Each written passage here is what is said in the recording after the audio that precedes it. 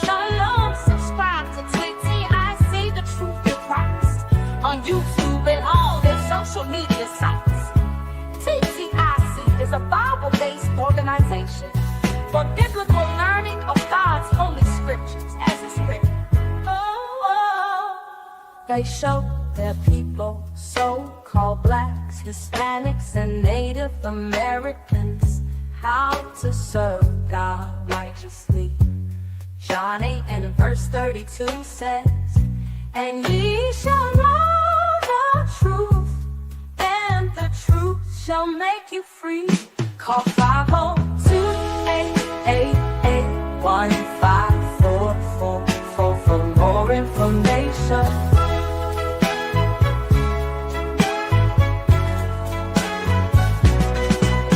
Call 502-888-1544 for more information. Call 502-888-1544 for more information. A black person in my chair not too long ago called me the N-word. More specifically, he called me his N-word.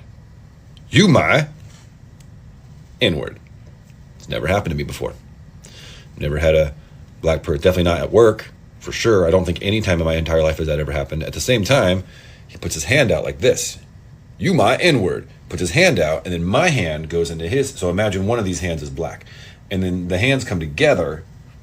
It felt like a sonic boom was created. This warmth entered my body, and I felt like we solved racism. Just right then and there. Like, it was like everything's okay. We are cool AF. We're good. That's what it felt like. What did I do for him? I rushed his crown. So crowns normally are a 10-day turnaround, and he was traveling and had some commitments. Like, I got to have that sooner. And I was like, let me make a phone call. Have it back to you in 3 days. You my. Boom. Hand clasp. Sonic boom. Racism solved. So now I'm his ride or die. And I don't think he knows that. So black people, you want a ride or die white person? Call him your N-word.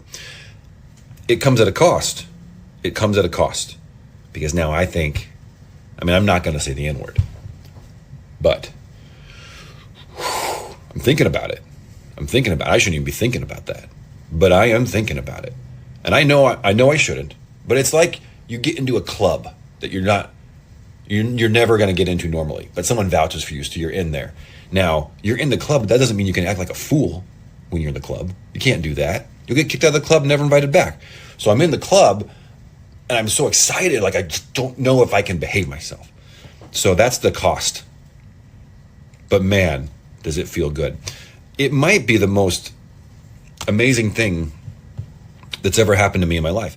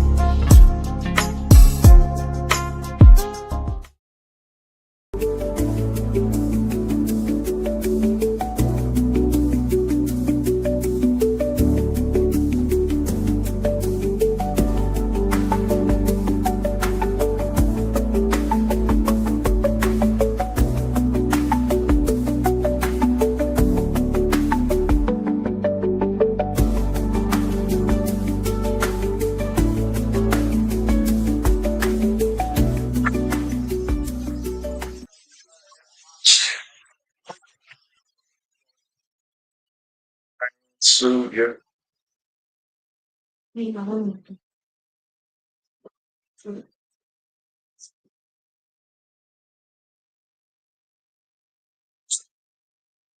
Now, the names that they were called, we know those were those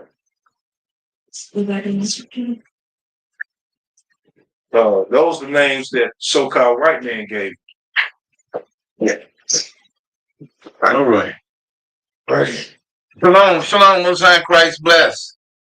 I'm also Nathaniel with TTIC, which stands for the Truth in Christ. But today's class, I'll be the reader. All right, shalom, most high in Christ bless. Happy Sabbath to y'all brothers and sisters in here. Happy Sabbath, devil. All right, happy Sabbath to y'all brothers and sisters online. Happy Sabbath to y'all brothers and sisters online. We're gonna get started here in a minute. Officer, give me some words real quick, please, before we get started today. Give me some. Brothers and sisters, as we know, this is the Sabbath. And I hope a lot of brothers and sisters take into consideration, even those that are not maybe watching this class, that are not a part of a Israelite group. But we hope that you would take consideration in learning about the Sabbath day, the importance of remembering the Sabbath day. In the book of Exodus, chapter 20, verse 8, these words are not put in there just to take up space, but we should take note. And if you don't know, keep watching these classes. Because there's things to know about Sabbath. It says, remember the Sabbath day to keep it holy. So the Bible doesn't tell us, doesn't speak that way for just nothing. It tells us to remember. Because throughout time, we know that we have been scattered in many nations. We have been scattered, and through that time, we had lost our heritage. And in losing our heritage, every nation has customs. So we lost our heritage, we lost our customs, and keeping the Sabbath day was one of them. We became what I like to say Americanized, and we started learning through the mainstream of what they call Christianity, but nobody ever taught what it was to keep the Sabbath day.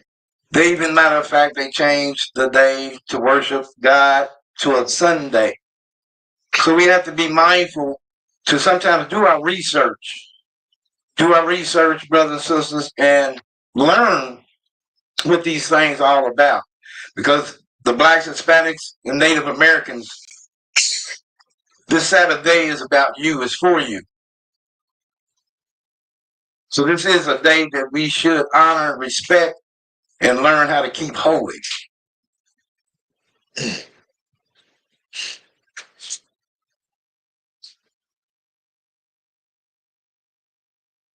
All righty. Give me a second. I'm still working. We'll start off with Deuteronomy 28 and 15. The book of Deuteronomy, chapter 28, verse 15. And it reads, but it shall come to pass, if I will not hearken unto the voice of the Lord thy God, to observe to do all his commandments and his statutes which I command thee this day, that all these curses shall come upon thee and overtake thee. So you notice God said all the curses shall come upon us and overtake us. All right. And I'm sorry, I got started. I wasn't even paying attention. All right. Shalom. Did I say shalom to everybody? Yeah, I did. All right. So my custom is, hey, we got a class today for you. I forgot that. We got a class for y'all today. All right. Today's class is called, y'all can see it right there on your thing, the Grapegatherers. So the some of the classes we're going to talk about how that another nation got money and prosper off of our backs. Okay, we'll talk a little bit about that. We're going to talk about where we went at and what happened to our people, what our people was doing through the process of this, of them, of the economic boom here in America and also the world, because America started the economic boom all over the world. All right. So we're gonna talk about a little bit of that, brothers and sisters. So bear with us. Deuteronomy 28:15 one more time. Deuteronomy chapter 28, verse 15. Then jump to 68 after you get through. But it shall come to pass, if thou wilt not hearken unto the voice of the Lord thy God, to observe to do all his commandments and his statutes, which I commanded this day, that all these curses, These bad things, shall come upon thee and overtake thee. so God said all these bad things going to overcome us and overtake us. So one of the bad things happened to us, within all these other curses that happened, one of the main curses when we got over it that happened to us is this. Read. Book of Deuteronomy chapter 28, verse 68. And the Lord shall bring thee into Egypt again with ships. So the Bible says the Lord shall bring thee, talking about the Israelites, going to bring us into Egypt again with ships. Come on. By the way wherever I spake unto thee. So just like Moses said it was going to happen, read.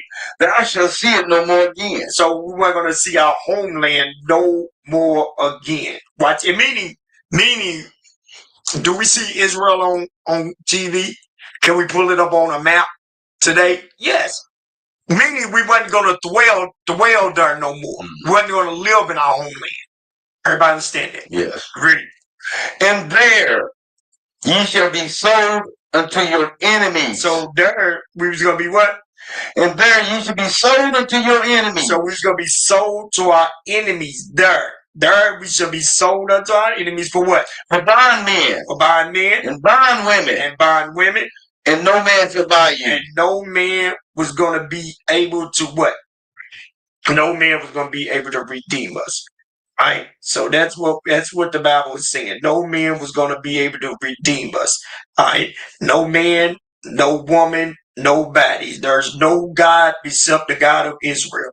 All right. So now, from her, brothers and sisters, let's go from her. Deuteronomy 28:65. Jump to 65 for me. The book of Deuteronomy, chapter 28, verse 65. And among these nations. And so when we came over in those nations, when we were scattered amongst the nations, watch what happened. Shalt thou find no ease. So we weren't going to find no ease amongst all the nations. Wherever we were scattered, we weren't going to find no ease. Even when we was in Africa, we weren't going to find no ease because the Africans hated you too. They hated you as well. So among these nations, we weren't going to find no ease. Come on, because you got to realize, like the Arabs forced the Africans to turn to Muslim Islam, so did the Africans force us to turn to what? Islam. Neither shall the sole of thy foot have rest. Neither shall the soles of our foot have rest. The Lord shall give thee a trembling heart. So, but what did it say? But the Lord shall give thee trembling heart. So there, the Lord said He's gonna give us a trembling heart. Come on, and failing of eyes, and failing of eyes. Come on, read. And sorrow of mind. And sorrow what? And sorrow of mind. So here we was gonna have sorrow of mind. So now that's it. What verse is that? That's the end of 65. All right. So the Lord said, let's read that one more time, because I get one more time. Come on. Deuteronomy chapter 28, verse 65. And among these nations, so you see what the Lord said, among these nations, wherever He scattered us at. Watch this, come on. We're going to find no ease. We weren't going to find no rest, guys. We won't find no ease. They weren't going to ease up off of us. Read. Neither shall the sole of thy foot have rest. Neither shall the sole, because we're going to walk. That's what you see today. That's why you see people working all these shifts. And you notice your counterparts, the other nations, they don't care about you having to work those hours. The so-called white man don't care about you having to work those hours. He don't care about that.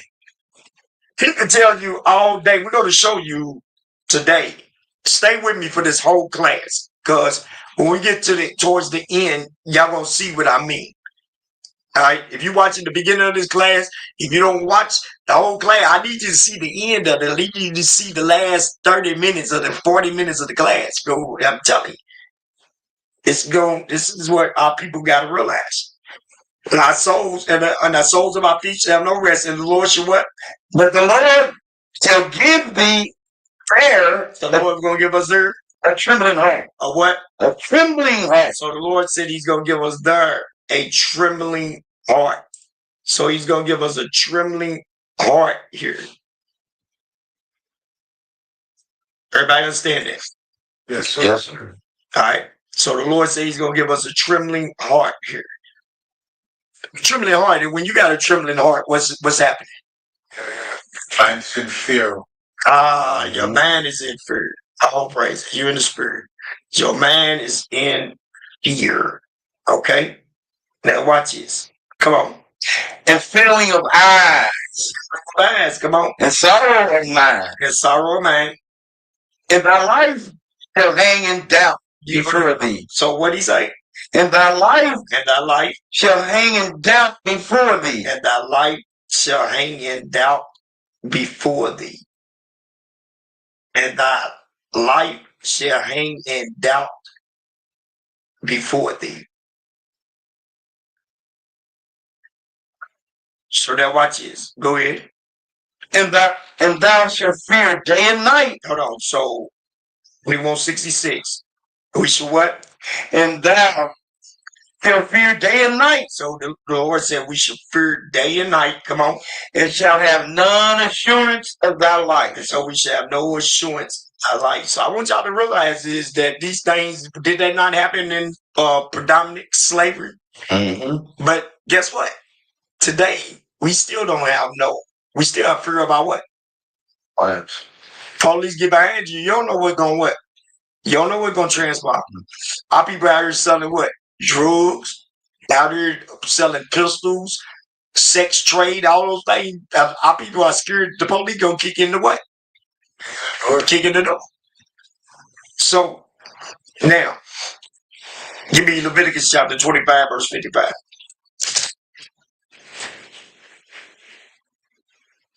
Leviticus chapter 25 and verse 55. Read.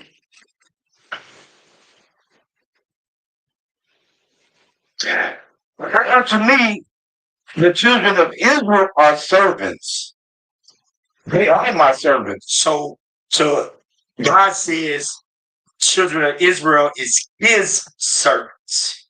We're not supposed to be nobody else's servants, guys. We're not supposed to be over serving a people that is underneath us. But for our foolishness, we are serving all nations that is beneath us. They over top of us now. Because of our foolishness. Read it again. The book of Leviticus chapter 25, verse 55. For unto me, the children of Israel are servants. They are my servants. See, they God's servant. We're supposed to be God's servants. Read. Whom I brought forth. Who the Lord brought forth out of the land of Egypt. Out of the what? Out of the land of Egypt. So God said He brought us forth out of the land of Egypt to serve Him.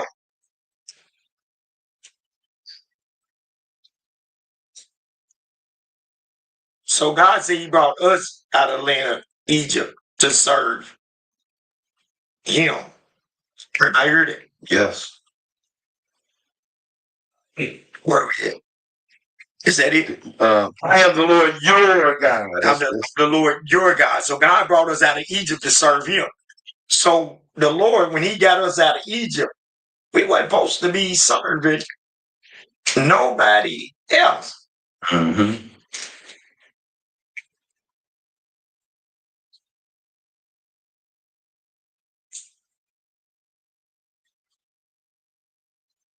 So we weren't supposed to be serving nobody else, but we end up serving other people.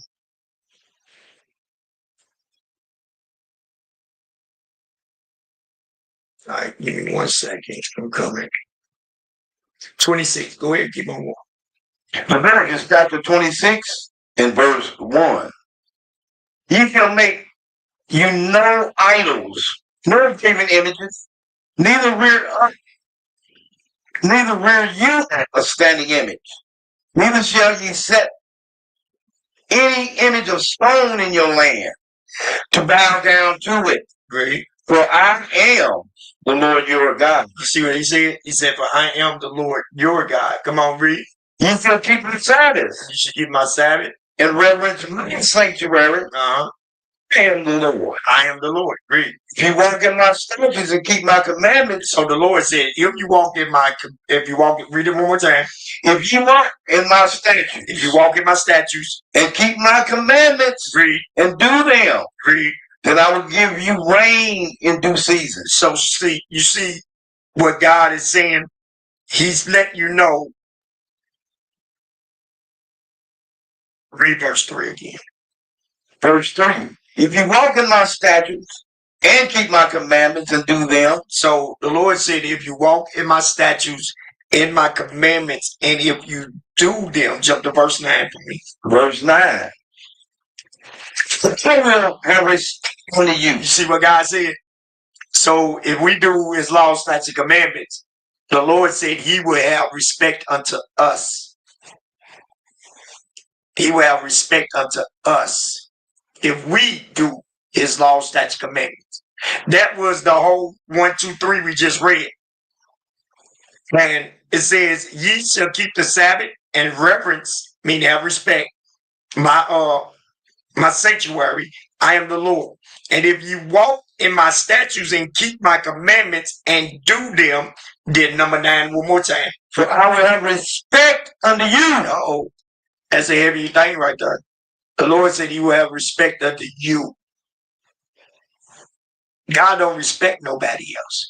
Hold on, give me Isaiah chapter 40, verse 15 real quick. Let's see how much God respects these other nations. Watch this. Isaiah chapter 40, verse 15. The book of Isaiah, chapter 40, verse 15. Read. Behold, the nations are as a drop of a bucket. Behold, the nations are a drop of a bucket. Read. And are counted as the small dust of the balance. As counted as what? And are counted as the small dust of the balance. And the nations are counted as what? And are counted as the small dust of the balance. So they counted as a small dust of the balance. Come on, read. Behold, he taketh up the isles as a very little thing. And Lebanon is not sufficient to burn. He said he's not even sufficient to burn. Lebanon is not even sufficient to burn. You can put all the animals that you want on there. They're not sufficient to burn. Read. Nor the beasts thereof sufficient for a burnt offering. Read. All nations before him are nothing. What God say? All nations before him are as nothing. Read. And they counted to him less than nothing. Now, hold on. Read that again one more time. Isaiah 40 and verse 17. All nations before him are as nothing. Which part did nobody understand right there?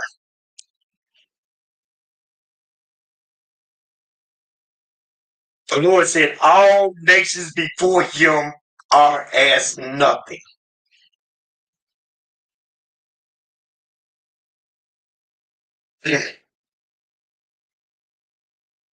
Read. And they are counted to him less than nothing. Do anybody understand it? So ain't no way you're going to save no other nations. While brothers sitting around talking about Esau is Japheth, this is that, and that is this. Y'all trying to, all that confusion. It don't matter who they are. Y'all trying to act and save Esau. But God said all the nations are what? Nothing. Nothing. Great. Less than nothing and vanity. And less than nothing in vanity. Useless. That's what he's saying. Useless. That's my words. No. Thank the Lord's word. Let's go back. And one more time. Leviticus 26 and 9. The book of Leviticus, chapter 26, verse 9. I will have respect unto you and make you fruitful and multiply you and establish my covenant with you. Let's deal with the fruitful. Give me Philippians. Philippians.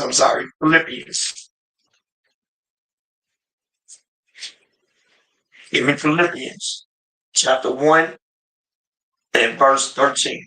The book of Philippians, chapter 1, verse 13. Verse 11, I'm sorry. 11. Being filled with the fruit of righteousness. So, what fruits? The fruits of what? Of righteousness. So the fruits is righteousness. So when you go back and read 9 again. Leviticus 26, verse 9. Read.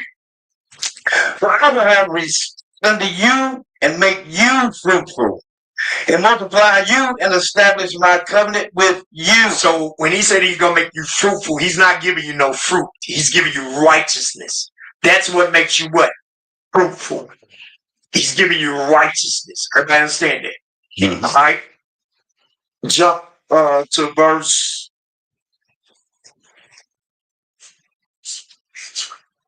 We're going to Jeremiah 31:31. So now we're dealing with, it said, and I will multiply you and establish my covenant. Now we're dealing with the covenant part of it. Jeremiah 31:31, please. The book of Jeremiah, chapter 31, and verse 31. Mm-hmm. Behold, the days come, saith the Lord, that I will make a new covenant with the house of Israel. Stop. So the Lord said he's going to make a new covenant with the house of Israel and with the house of Judah. Stop. We already went over this a couple of weeks ago. We showed y'all when the split was and all that. So y'all got to realize is then there was no split because he just said Israel back then. And it wasn't the tribes. The tribes was already established, but it was no split in the tribes. We was all together. But right here, he's identifying that it's a split. He said Israel, which is Ephraim on down, and you got Judah, which is Judah, Benjamin, and what? Levi. Read. Verse 32. Not according to the covenant that I made with their fathers in the day that I took them by the hand to bring them to the land of Egypt. So when he brought us out of the land of Egypt, he made us a covenant with the animal sacrifice. That's the covenant that he made. Animal sacrifice. So that's why it says in Galatians that the law was our schoolmaster, the law of sacrifice, because you had certain laws that you had to follow by when you did the sacrifice. Read. Which my covenant they break. Which covenant they break. Although was an husbandman unto them, saith the Lord. Although I was a husband unto them, said the Lord. Go back to, so now, the covenant from the Old Testament to the New Testament was with who? The Old Testament and this. And the New Testament was for who? We just read it. The children of Israel. Okay. But since it was a split, what's those two nations called?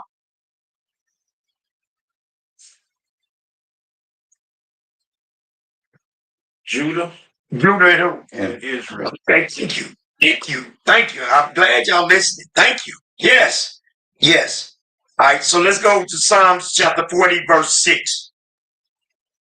So we're proving that the sacrifice was taken away from the covenant, the new covenant. The Lord took away the sacrifice. We're ready to prove that. Psalm chapter 40, verse 6. Watch this. The book of Psalm, chapter 40 and verse 6. Sacrifice and offering thou didst not desire. So he's letting you know sacrifice and offering, what offering, the drink offerings, the meat offerings. God said he didn't desire those no more. Read. My ears hast thou opened. So you see that? My ears has thou opened. So people that understand, gonna understand that God did not offer those things no more. Read. Burnt offerings and sin offerings hast thou not required. And so he said he required these things. The Lord said, I ain't required these things. Come on, read. Verse 7. Then said I, no, come in the volume of the book. So he said, lo, come in the volume of the book. Read. It is written of me. He said, what? It is written of me. This is the same thing the Hebrews said. So who is this talking about? Christ. Christ. This is Christ. Yeah. David. See, I delight to do the will. I got. He said, I delight to do thy will. What is the will? Give me Psalms 40 and 8. Psalms 40 and 8. Thy law is within my mouth. Damn, you already there. Read it again. I was just asking for it. Look, you already heard my bad. Read it again. I delight to do thy will, oh my God. What is this will? Yea, thy law is within my heart. So the law is the will. So the reason why I was saying that is because when you go to verse 6, it tells you that, read 6 again. Verse 6, sacrifice and offerings thou didst not desire. So now, what did God desire? This is how you know a Christian and this Christianity state that we're in. Is they don't know God. Because verse 6 says, read. Sacrifice and offerings thou didst not desire. Jump into verse 8. Verse 8, I delight to do the will. Oh my God. This is Christ. And he walked the earth. Read. Yea, thy law is within my heart. So the will is God's law. So after God took away the sacrifice, I mean, that's in the book of Hebrew, I'm sorry. After God took away the sacrifice, the law still was there. But see, a Christian can't understand it. Mm-hmm. Did y'all understand that scripture? Everybody, Yes, women, y'all understood that. Verse 6 to verse 8. Y'all sure? I'll go over it again. If y'all want, let's go over it one more time. Come on. Verse 6. Psalms 40, verse 6. Sacrifice and offering thou didst not desire. Now, where else do we read that at? Give me Hebrews chapter 10 and verse 4. Hebrews chapter 10 and verse 4. Because it is not possible that blood of bulls and of goats take away sins. It's not possible. Meaning it can't happen no more. It cannot happen no more. Really? Then he cometh into the world. Christ, when the Lord came into the world, read, Yahweh Shai, Yahweh, and whatever you want to call it,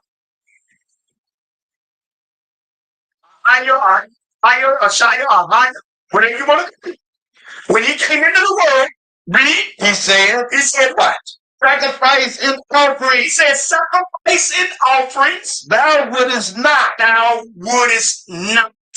You heard what he said? Sacrifice and offerings thou wouldest not. That means he's taking away. He's eliminating animal what?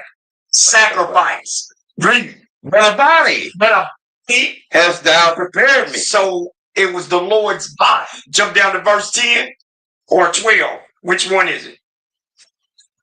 Verse 12. Mhm. But this man, after he had offered one sacrifice for sins forever, sat down on the right hand of God. So Christ offered his body once forever. And I understand it. So it was no more sacrificing. And I got that. Yes. Now let's go back to Psalms 40. Even though Hebrew go through it in a lengthy term, but Psalms sums it all the way what? Read. Go to Psalm chapter 40, verse 6. Sacrifice and offering thou didst not desire.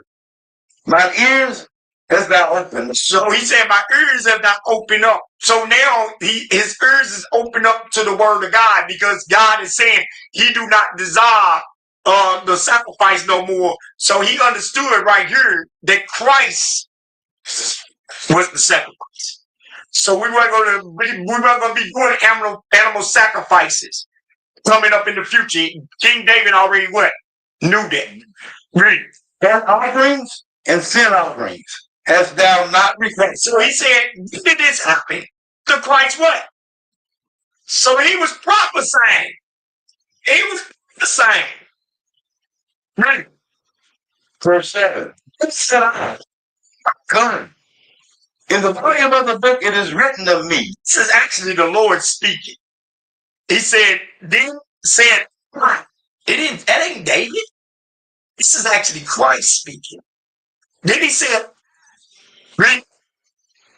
Then said, lo, I come in the volume of the book. And then the whole Bible.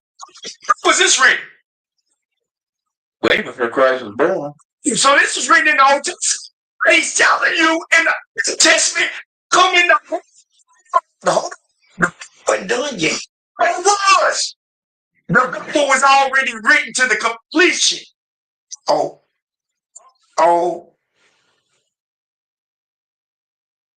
See, now people don't got no understanding. But this is not today's class. I'm just doing this to show y'all sacrifice was taken what? Taken away. Come on, read. It says, in the volume of the book, it is written of me. Delight to do thy will.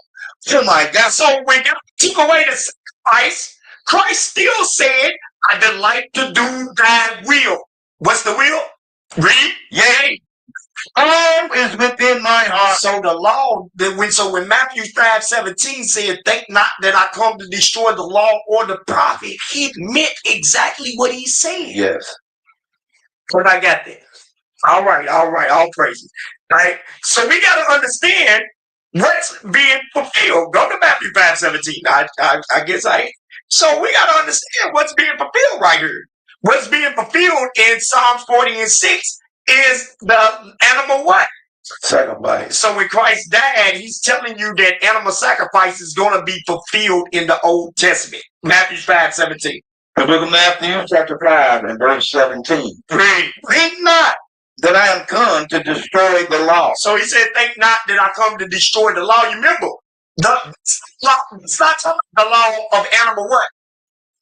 It's talking about the old, do thy will, O thy God, yea, thy law. So when he said, think not that I come to destroy the law, or the prophets. Okay, I remember King David was a what? He was a prophet. So he didn't come to destroy what King David said. Read. For the prophets, I am not come to destroy The writings. He didn't come to destroy the things that the context was talking about. He didn't come to destroy the law. Read. but to fulfill. Do you not know if he destroyed the law, he destroyed himself?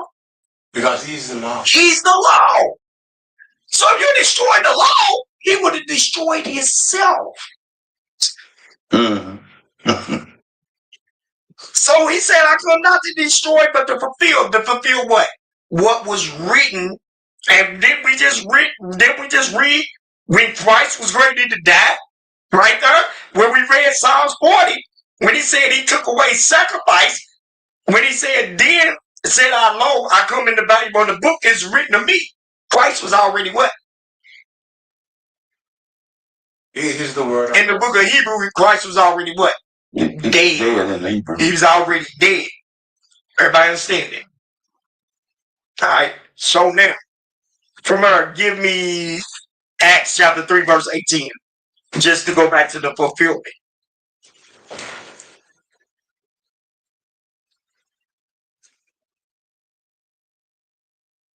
The book of Acts, chapter 3, verse 18.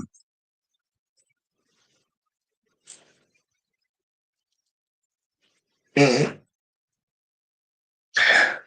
But those things which God before had chewed by the mouth of all his prophets. Meaning, you remember he just showed that animal sacrifice was going to be done away with, and we was going to be still establishing God's what? God's law. Read. That Christ should suffer. That Christ should suffer. He has so fulfilled. He fulfilled. He suffered. He suffered on the cross. He died on the cross for our sins. The Lord fulfilled that so we can have the law. So we can have the what? The law. Christ fulfilled that. Now, something just hit my head. Let me see what it was.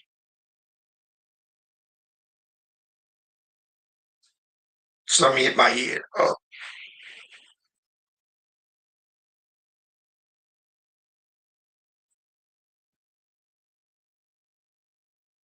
All right, if I think about it, I'll come back. So Christ fulfilled that was written, and he did.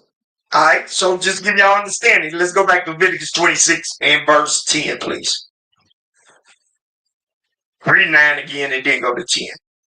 The book of Leviticus, chapter 26, verse 9. But I will have respect unto you, and make you fruitful, and multiply you, and establish my covenant with you. So the Lord said he was make us fruitful, which is giving us what?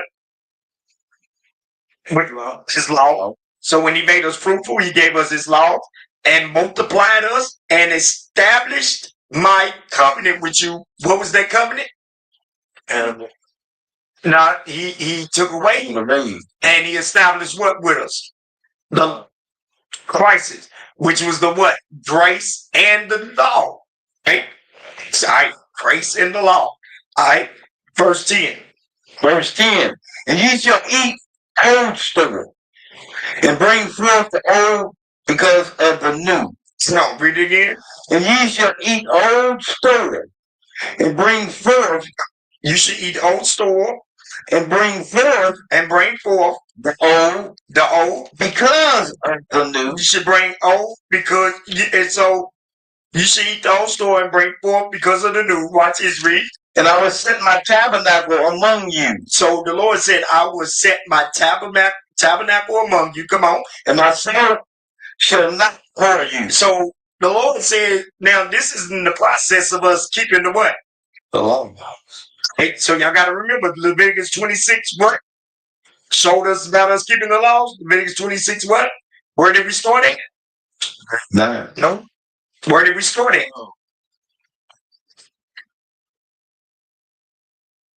Started at 55.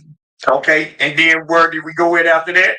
Down to 26. 26 and what? From 2 all the way down to All right, there you go. So 2 and what? 2, 3, 4, and 5. No, we just read 2 and 3. Oh, okay. 2, 3. 2 and 3.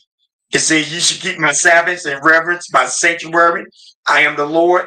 And if, what he say? If you walk in my statutes. So if you walk in my statutes, keep my commandments, and do them. So if we walk in his statute, keep his commandments and do them, then he said he will make us fruitful and will multiply us and establish his covenant.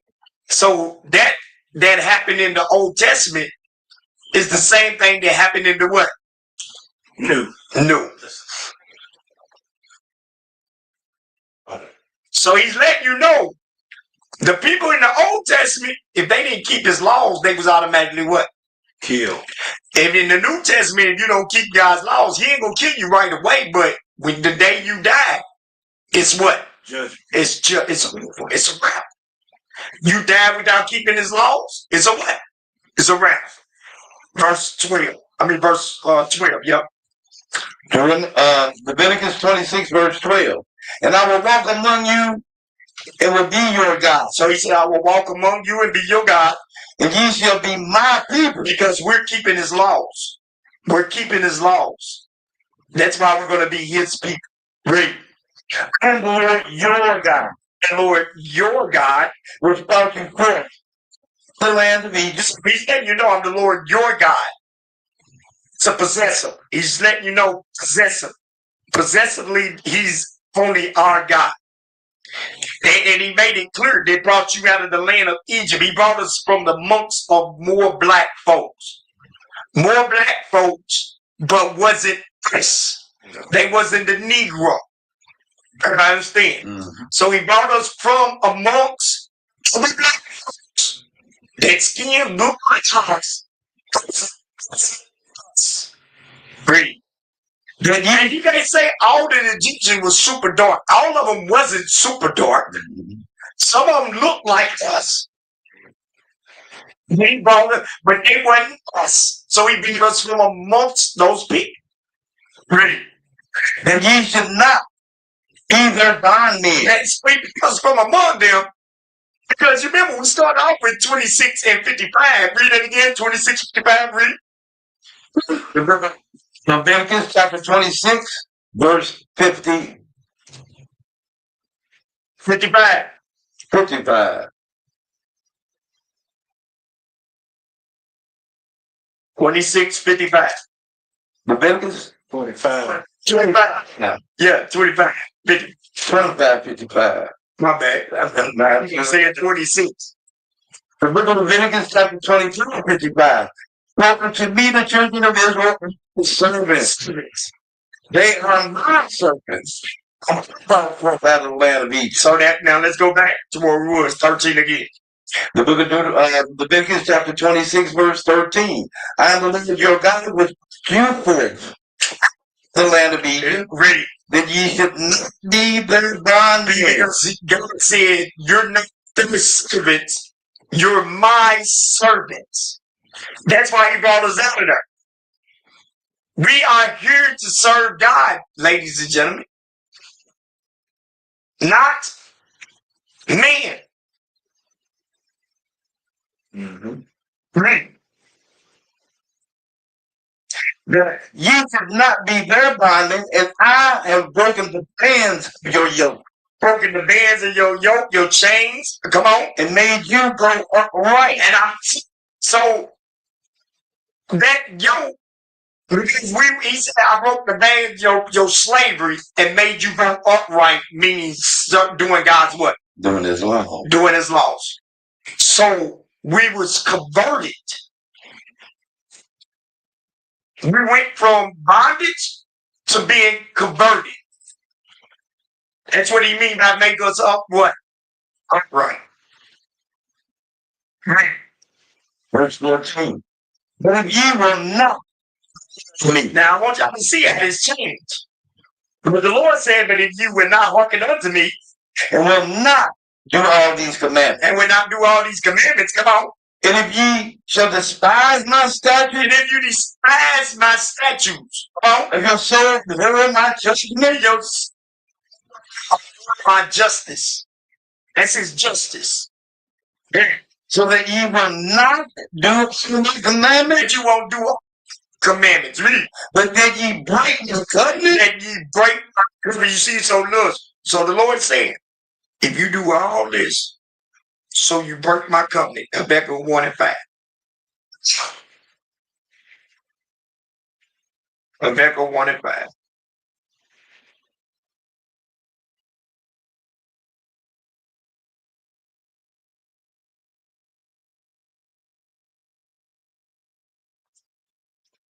Habakkuk chapter 1, verse 5. Behold, ye among the heathen, and regard and wonder marvelously in your day, which ye will not believe, though it be told you. See, because our people, and you can see today when we teaching our people and we tell them that we're amongst the enemies, they look at us dumb now. The Lord said, I will work in your days. You see what the Lord has done to us. You see the work of the hands of the Lord. And our people he said that our people won't believe that. We read that last part? He says, I will work in your days, which ye will not believe. See, our people don't believe it. Now, I don't believe God sent us in captivity for sinning. I don't believe that Christ died on the cross for us. Read. Though it be told you. But though it be told them, though we teach our people, they still ain't gonna believe it. Read. I raised up the Chaldeans. Because when you remember 26 and 9, read that again. 26 26 and 15. Leviticus chapter 26, verse 15. And if ye shall despise my statutes, or if your soul abhors my judgments, Go back to Habakkuk 1 and 6. What did the Lord say he gonna do? Habakkuk 1 and 6. For lo, I will raise up the Chaldeans, For lo, I will raise up the Chaldeans, that bitter and hasty nation, that bitter and hasty nature, impetuous, meaning they don't care. They don't care about nothing. which shall march through the breadth of the land, In which we shall march through the breadth of the land. You know what it means? To walk, march through the breadth of the land. What is the breadth of the? Is it breadth or breadth. breadth? Mm-hmm.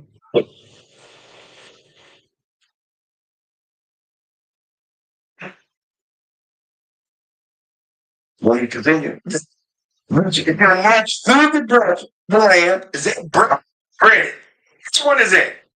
breadth, BREADTH, breadth. Breaders? Bread. Breaders? That's what I was keep on asking. Go ahead. The breadth of the land. Which shall march through the breadth of the land to possess the dwelling places. So what it means, what it means go march through the breadth of the land. Who's that talking about? Give me No. dang on. We gotta go back here anyway. Give me Genesis 27. Genesis 27.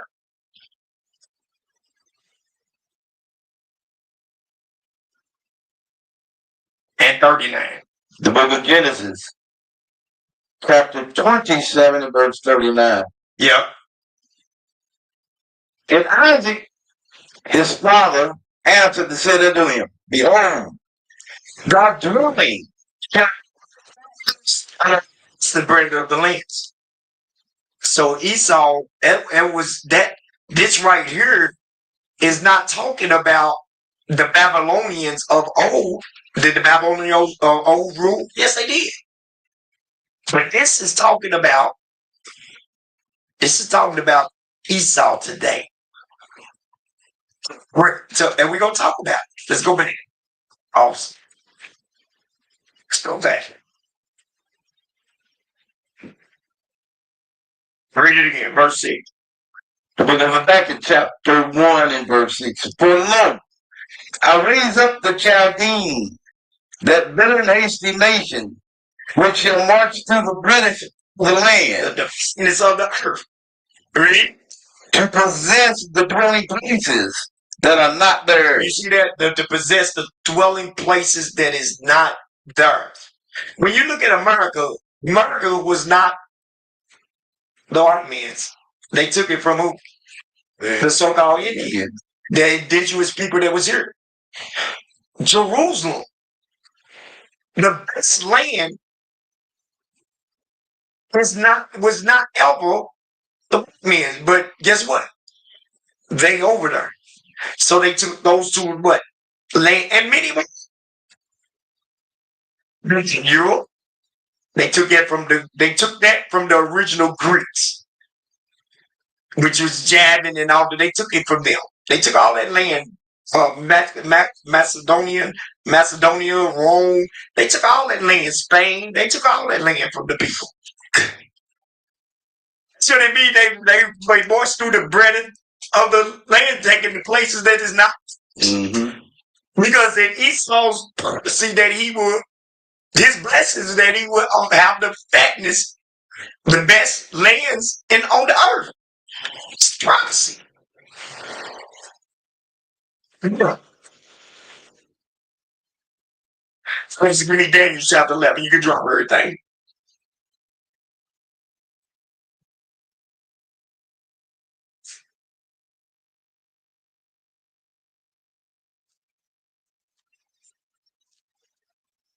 Daniel chapter 11, verse 14. The book of Daniel, chapter 11 and verse 14. So y'all remember it says that they was gonna possess the lands that wasn't not theirs, right? So watch this. And in those times, In those times, there shall be there shall many stand up against the king of the south. So it said, in that time, it shall be many that stands up against the king of the south. All right, let's bring it up. Number one, just so y'all can know who the king of the south is real quick.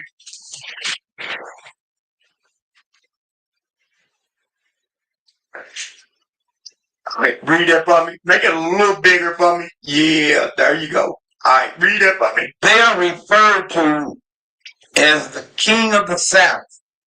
Ptolemy. Ptolemy. So it's Ptolemy. Come on. And the king of the north, Seleucus. Because of their location relative to Jerusalem. Because their location towards Jerusalem. I located wherever Jerusalem was, it went from north, south, east, and what? West. Everybody understand that? All right. So let's take it off from me. So the king of the south, y'all seen that the king of the south was talking about the Egyptians. All right, the Egyptians. All right, because they was south, they was down under us. Everybody understand? All right, come on, read what you got. Yeah, finish up. Also, 14, and restore them. and in those times there shall many stand up against the king of the south, Which was Ptolemy, the Egyptian empire. Read. also the robbers of thy people. Also, the robbers of thy people. So you gotta think about it. Ptolemy was an Edomite, Macedonian, and the robber of our people. So what y'all don't understand is the Macedonians that's where Amalek dwelled on. Right? So now, go ahead. Go ahead. Come on, finish. Come on. It says, therefore the robbers of thy people. Hold on, whoa. So these people are robbers of God's people. So what they take? They take your identity. They take your God. They take your Savior. And they take your Bible, your book. Who robbed us what? Blind. Was it they? But that mean was they still supposed to do it? No. If somebody leave $100 on the table and they walk off, do it mean you just steal it? No. Is God gonna still hold you accountable because they walked off and you knew who $100 it was, and you just leave it there hoping that you hope they don't come back and still steal it because you seen that person leave that $100 what? See what I mean? It's not yours. Give them their $100. So go ahead. It says also the robbers of thy people shall exalt They themselves should exalt themselves. to establish division, Read. but they shall fall. So now, when they establish the vision, number two, come on, MT, stay in the spirit. Number two.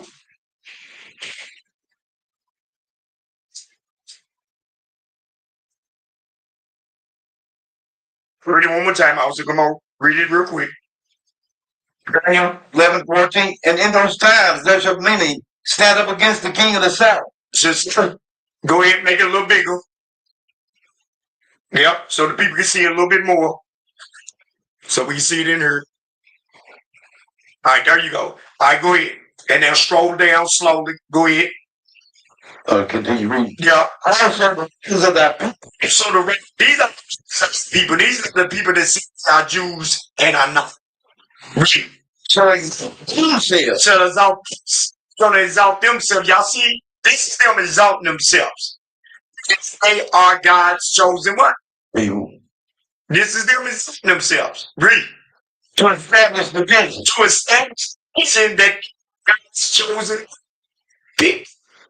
Exalting themselves that they are God's chosen people.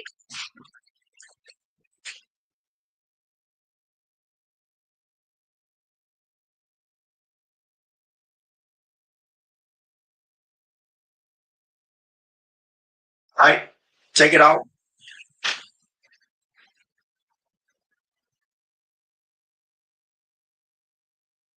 All right.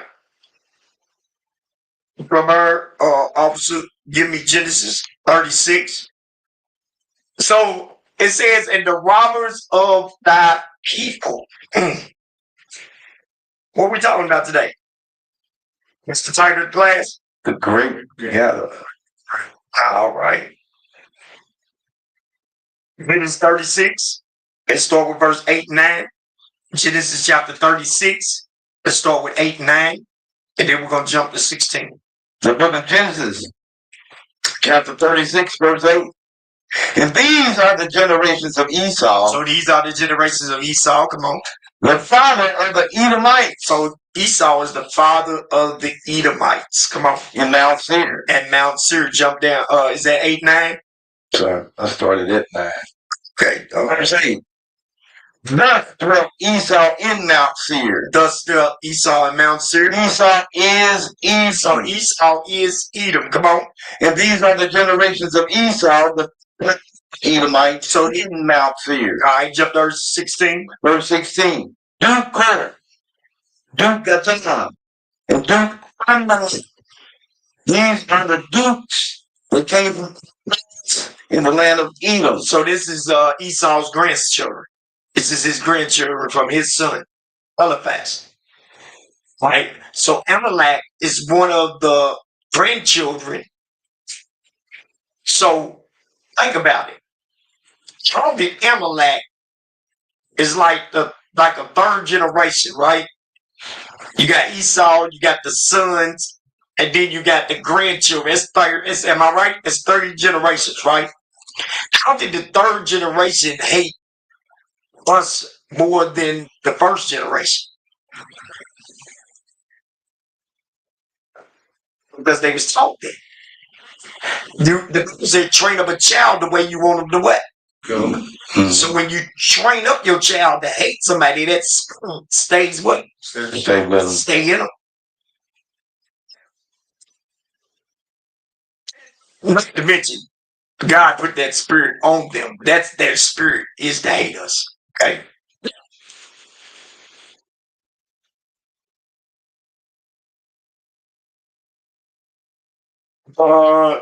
Genesis 25. 21, please. The book of Genesis, chapter 25, and verse 21. Get number 3 ready. Go on.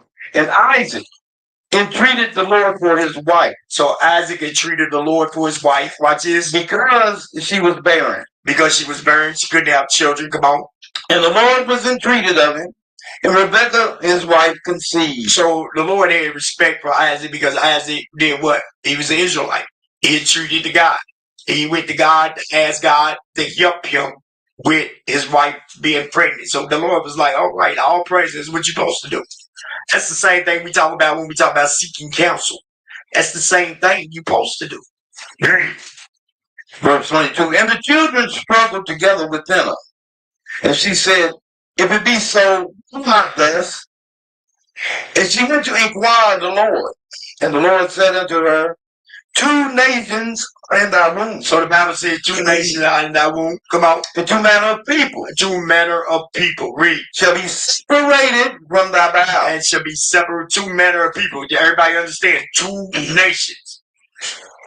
I need y'all to pay attention because when I'm ready to go through this story, y'all gotta understand what we're talking about. So 2 nations was in the womb, 2 different manners. So these 2 different people is gonna be different. Read. And the one people shall be stronger than the other people. And the elder shall serve the younger. Read. And when her days to be delivered were fulfilled, behold, there were twins in her womb. So there was twins in her womb. Read. And the first came out red, all over like a hairy garment. So the oldest one was Esau. The oldest one was the red. Y'all see the baby right there, the white baby with the blue eyes with the red hair? That's Esau. That's Esau. That's where you get today. Your baby got good hair because you mixed with a white boy mixed with a black woman. If you look at the baby hair on the left, the black baby, he already got good what? Good hair. Because he got God's hair. But our people think good hair is straight. Stringy hair. Yeah, straight hair. like those weaves they be having on. Them weaves. Read. And they called his name Esau. They call his name Esau. So the baby on my right, y'all probably left.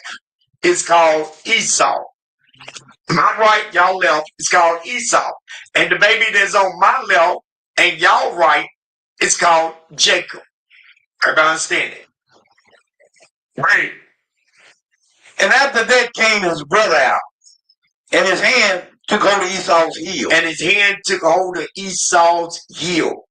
And his hands took hold. So the baby, the black baby, took hold of the white baby's so-called white baby. He's red. We just read that he was what color? Red. Red. There's no such thing as white people, guys. They red. Red.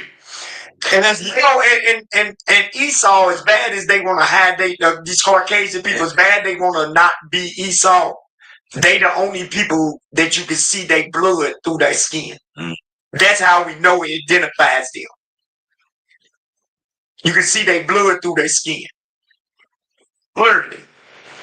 When they get red, when they get mad, or they get cold, or they get hot, they all turn red. But nobody else identify as that. Red. And his hand took hold of Esau's heel, and his name was called Jacob. And Isaac was 60 years old when she bare him. And Isaac was 60, when he was 60 years old when he buried him. Come on. And the boys grew. And Esau was a cunning hunter, a man of the field. And Jacob was a plain man. And Jacob was a plain man. Dwelling in tents. Dwelling in tents. Come on. And Isaac loved Esau. No, leave that up. And Isaac what? Now Isaac loved Esau. Leave that up. Leave that up.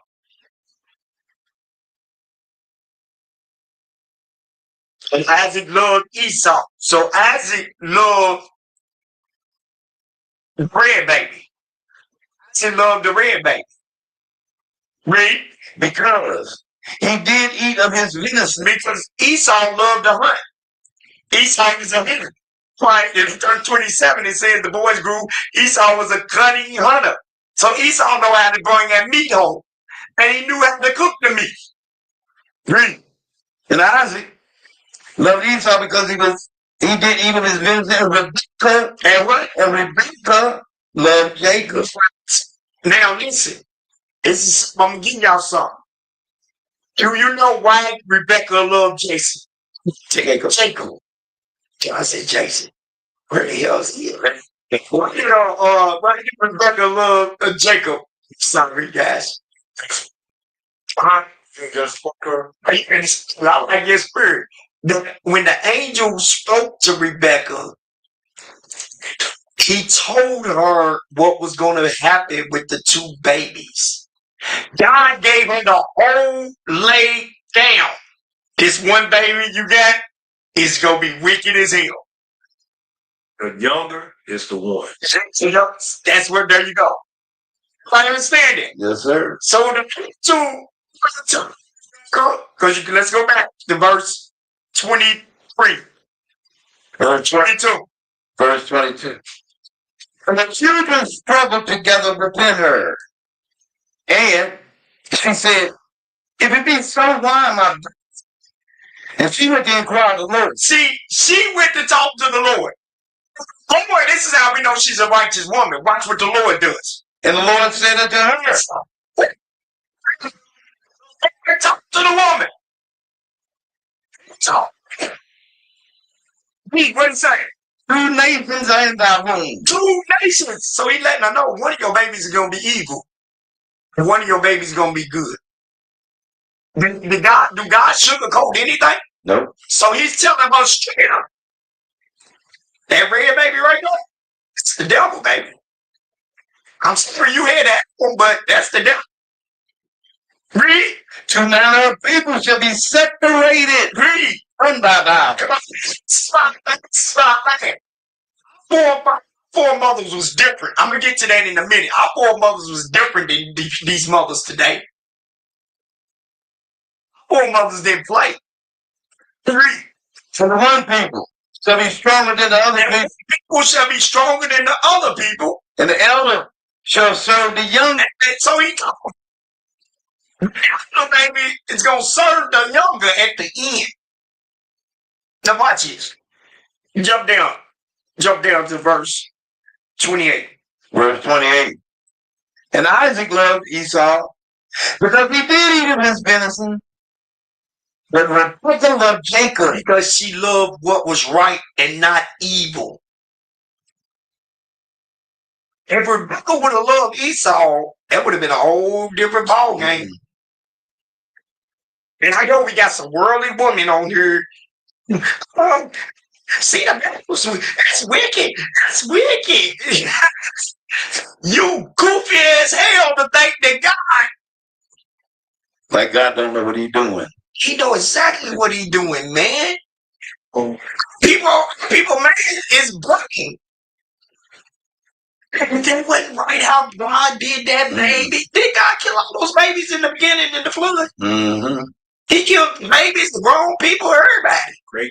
Pregnant women, everybody dead. Everybody had to get it. Now, keep reading. And Jacob sought cottage, and Esau came from the field, and he was faint. Read. And Esau said to Jacob, feed me, I pray thee, with that same red pottage. What'd he say? Feed me, I pray thee, with that same red pottage. Read. For I am faint. Therefore was his name called Edom. Whoa. So, Rebecca, when God said it was two different nations, and the elder said the elder should serve the younger, and the younger shall be stronger than the older one. This is what God was talking about. One was gonna follow my what? So the baby, the left right there, the black baby, so-called black baby, the Israelite, served God's laws. The red baby with the blue eyes and everything, oh, he's so cute with the blue eyes and blah, blah, blah, red hair. But he was wicked as hell. And he didn't serve who? You didn't serve God. Uh-oh. Read. Verse 31. And Jacob said, tell me this day thy birthright. And Esau said, behold, I am at the point to die. He said, I'm at the point. So he told Jacob to serve him sell him his birthright. And he was like, and Esau was like, man, I'm at the point I'm ready to die. Read. He said, what profit shall this birthright do to me? So you see what did Esau say? He said, behold, I am at the point to die, and what profit shall this birthright do to me? You see what he said? This birthright gonna do to me. So he didn't understand. He had no understanding of what the birthright was all about. The older kid always supposed to first get the first. He's the one that's supposed to get the salvation. He's the one supposed to get the blessing because he was the oldest kid. But we're gonna talk about that because something else happened. Why is, I'm gonna ask the question to you brothers. Why is Ephraim the head of the 10 tribes? I'm gonna say 10 because at that time Dan was in there. Why was Ephraim the head? It's the oldest. He was what? He was the oldest. He was the oldest. Okay. He was Joseph's firstborn. Who was? Joseph's firstborn. Who was? Ephraim. No. No, he wasn't. Oh, he was in front of Manasseh. No, he wasn't. No, Manasseh was the oldest. That was the other way around. Oh, okay. Yeah, he switched hands. Yeah, Manasseh was the younger, and Ephraim was the oldest. You remember he said, "Hey," he said, "You got to roll." Yeah, Because remember his ass was black. But that's not what I asked. I asked why was Ephraim the head tribe of the northern kingdom? I thought it was because he's the oldest, but No, it's not because he was the oldest. We're gonna read about it, okay? I'll praise. Just hang in there. We're gonna read about it, brothers. Hang in there. All right, I ain't gonna give it up right now. You won't help me out? On that, No, not really. All right, don't worry about it. Like, Okay, we're gonna keep on going. Come on. Genesis 25, where we at? right at the bottom of 32, Yeah, come on. verse 33. And Jacob said, "Swear to me this day." Jacob said, swear to me this day. And he swore unto him. Read. And he sold his birthright So to he sold. Jacob. So he sold his birthright. He gave up his birthright. He gave up his He gave up the elder spot. Read. Then Jacob gave Esau bread and pottage of lentils.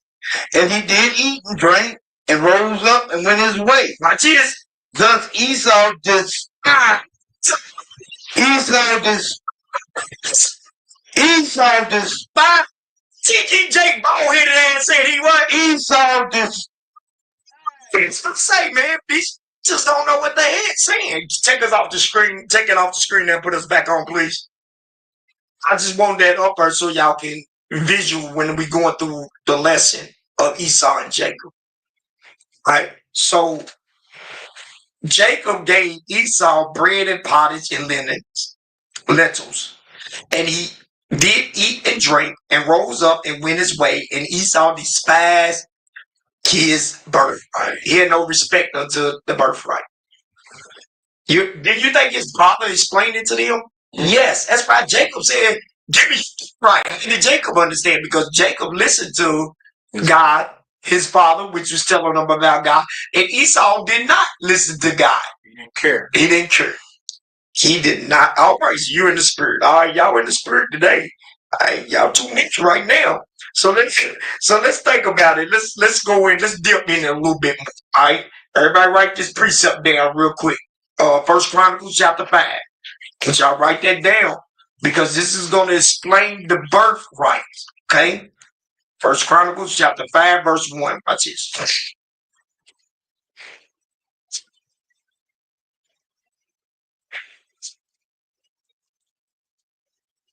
The first Chronicle, chapter 5, verse 1. The sons of Reuben, the firstborn of Israel. Hold on. So who was the first?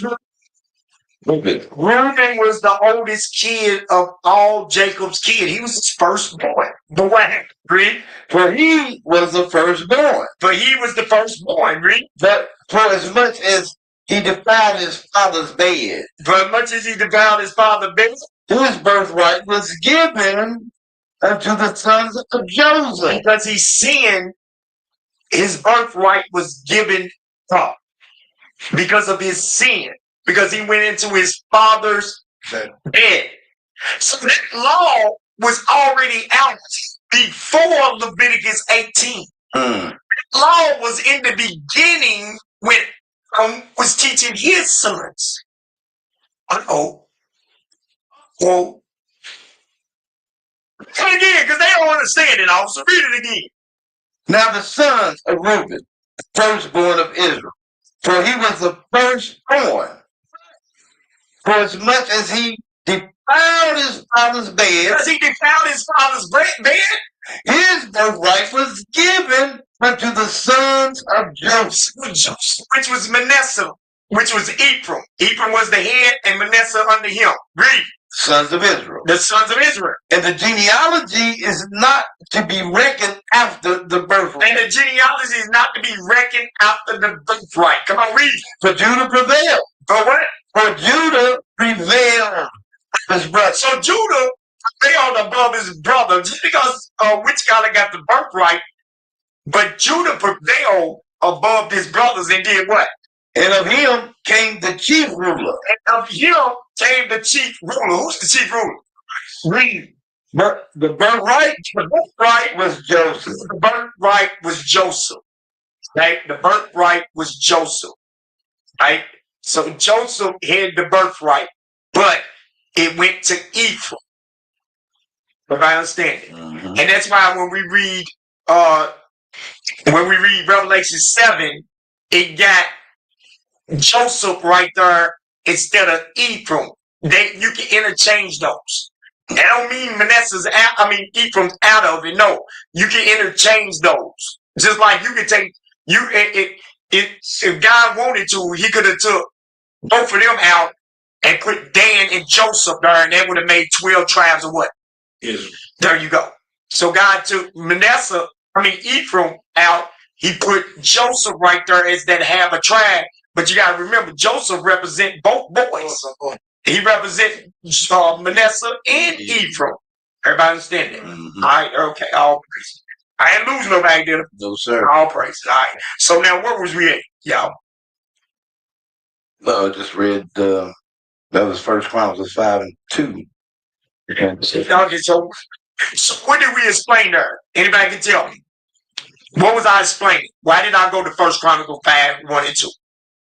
Deeper understanding of the birthright. The deeper understanding, the deeper understanding of the birthright, right? But to show you that one kid can lose the birthright and it can go to another what? Another kid.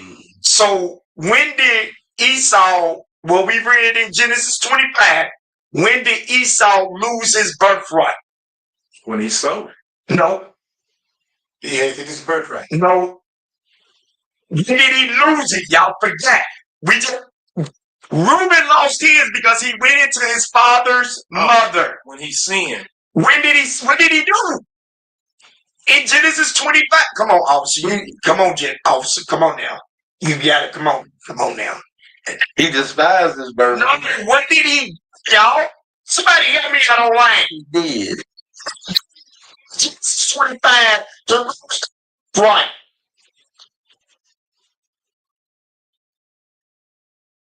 Nobody.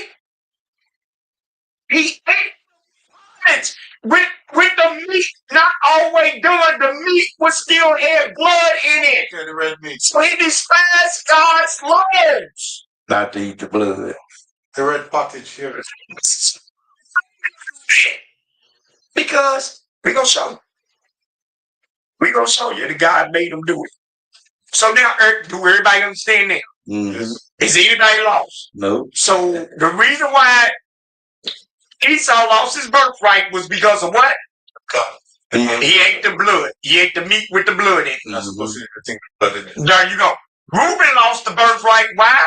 Going into his father's bed. All right, all praises. Everybody got to understand it now. All right, all praises. From there, give me Genesis chapter 27, verse 1. We're reading almost the whole chapter.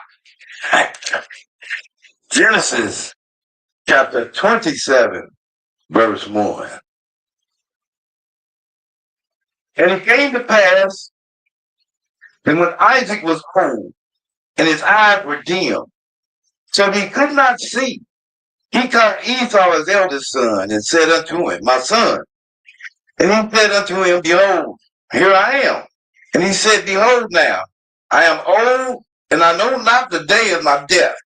Now therefore take, and I pray thee, thy weapons, and thy quiver, and thy bow, and go out to the field and take me some venison, and make me savory meat, such as I love, and bring it to me, that I may eat, that my soul may bless thee before I die. Did he tell Esau what type of meat to get him? He said several meat. But did he tell him what type of meat? Because Esau knew, they knew the dietary what? Dietary law. Mm-hmm. They knew the dietary law. So he didn't say, hey, son, go get me some clean meat. He didn't say that. Because Savory meat. Savory meat that I love. So he told him to go get. So he didn't have to tell Esau at that time to go get no meat because he knew exactly what meat. Mm-hmm. He didn't. I'm giving y'all some understanding that this is gonna help you. Esau knew right from what? Right from wrong. Read. Verse 5. And Rebekah heard when Isaac spake to Esau his son. And Esau went to the field to hunt for venison and to bring it. And Rebekah spake unto Jacob her son, saying, Behold, I heard thy father speaking to Esau thy brother, saying, Bring me venison and make me savory meat, that I may eat. Bless thee before the Lord, before my death. Now therefore, my son, obey my voice according to that which I command thee. Now go to the flock and to fetch me from thence 2 good kids of the goat, and I will make them savory meat for thy father, such as he loveth. And thou shalt bring it to me to thy father, that he may eat, and that he may bless thee before his death. And Jacob said to Rebekah his mother, Behold, Esau my brother is a hairy man, and I am a smooth man. My father peradventure will feel me, and I shall seem to him as a deceiver, and I shall bring a curse upon me, and not a blessing. And his mother said unto him, Upon me be thy curse, my son. What she say?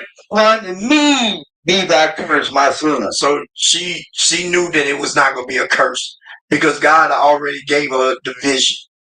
She already had the vision. Becca was a righteous woman. God already gave her the vision. So to soothe his conscience, because he was like, "Nah, mama, that's gonna get me in trouble." And he's like, she just to soothe his conscience. He said, "Let the curse be on me." But she already understood that this thing must happen. She understood that. Give me cause some of y'all don't want y'all ignorant, because watch this. Give me Ecclesiastes in the Bible. Ecclesiastes.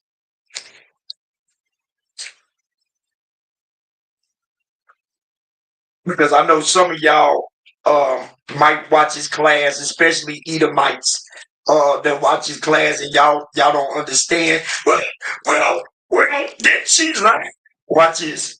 Read. It's 3 and 2. 3 and 2. The book of Ecclesiastes, chapter 3, verse 2. It says, time to be born, and a time to die, a time to plant, and a time to break that which is planted, a time to kill. Stop. Don't the Bible say thou shalt not kill? But it's going to be a time where we got to kill. Everybody understand it? Yes, sir. Read. A time to kill, and a time to heal, a time to break down, and a time to build. So it's a time to break a brother or sister down with the laws, and it's a time to build them up. Read. A time to weep, and a time to laugh, a time to mourn, and a time to dance. A time to mourn and a time to dance. Come on, read. A time to cast away stones, and a time to gather stones together. A time to embrace, and a time to refrain from embracing. Read. A time to get, and a time to loose.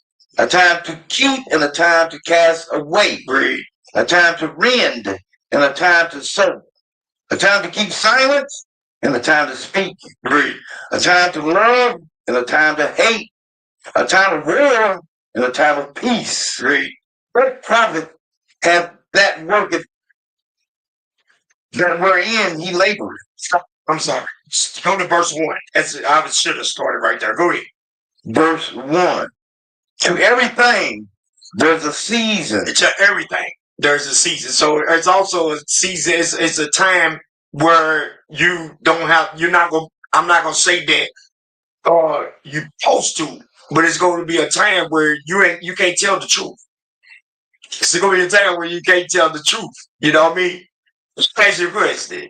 If you're at work and you doing something you ain't supposed to do, are you gonna sit over and say, "Yeah, I did that"? You know, you go, "Hey man, I went over. I'm gone."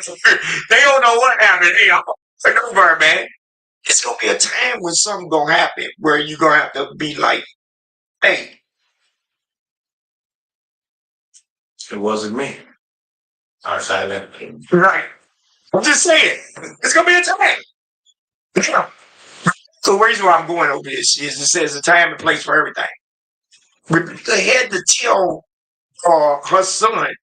She had to tell her son that, "Hey, don't worry about this. This is gonna be on me." Why? Because he didn't understand at that time. What? He didn't understand that time that God already showed her in the what? Mm-hmm. In the vision. In the vision. Mm-hmm. That's what I'm trying to say. Okay. Yeah. We don't supposed to lie. So I'm not saying I'm not telling you to lie to nobody, because you lie. If you're lying and you But hold on, let me think of the scripture real quick. Where is it at? Try to think of Moses.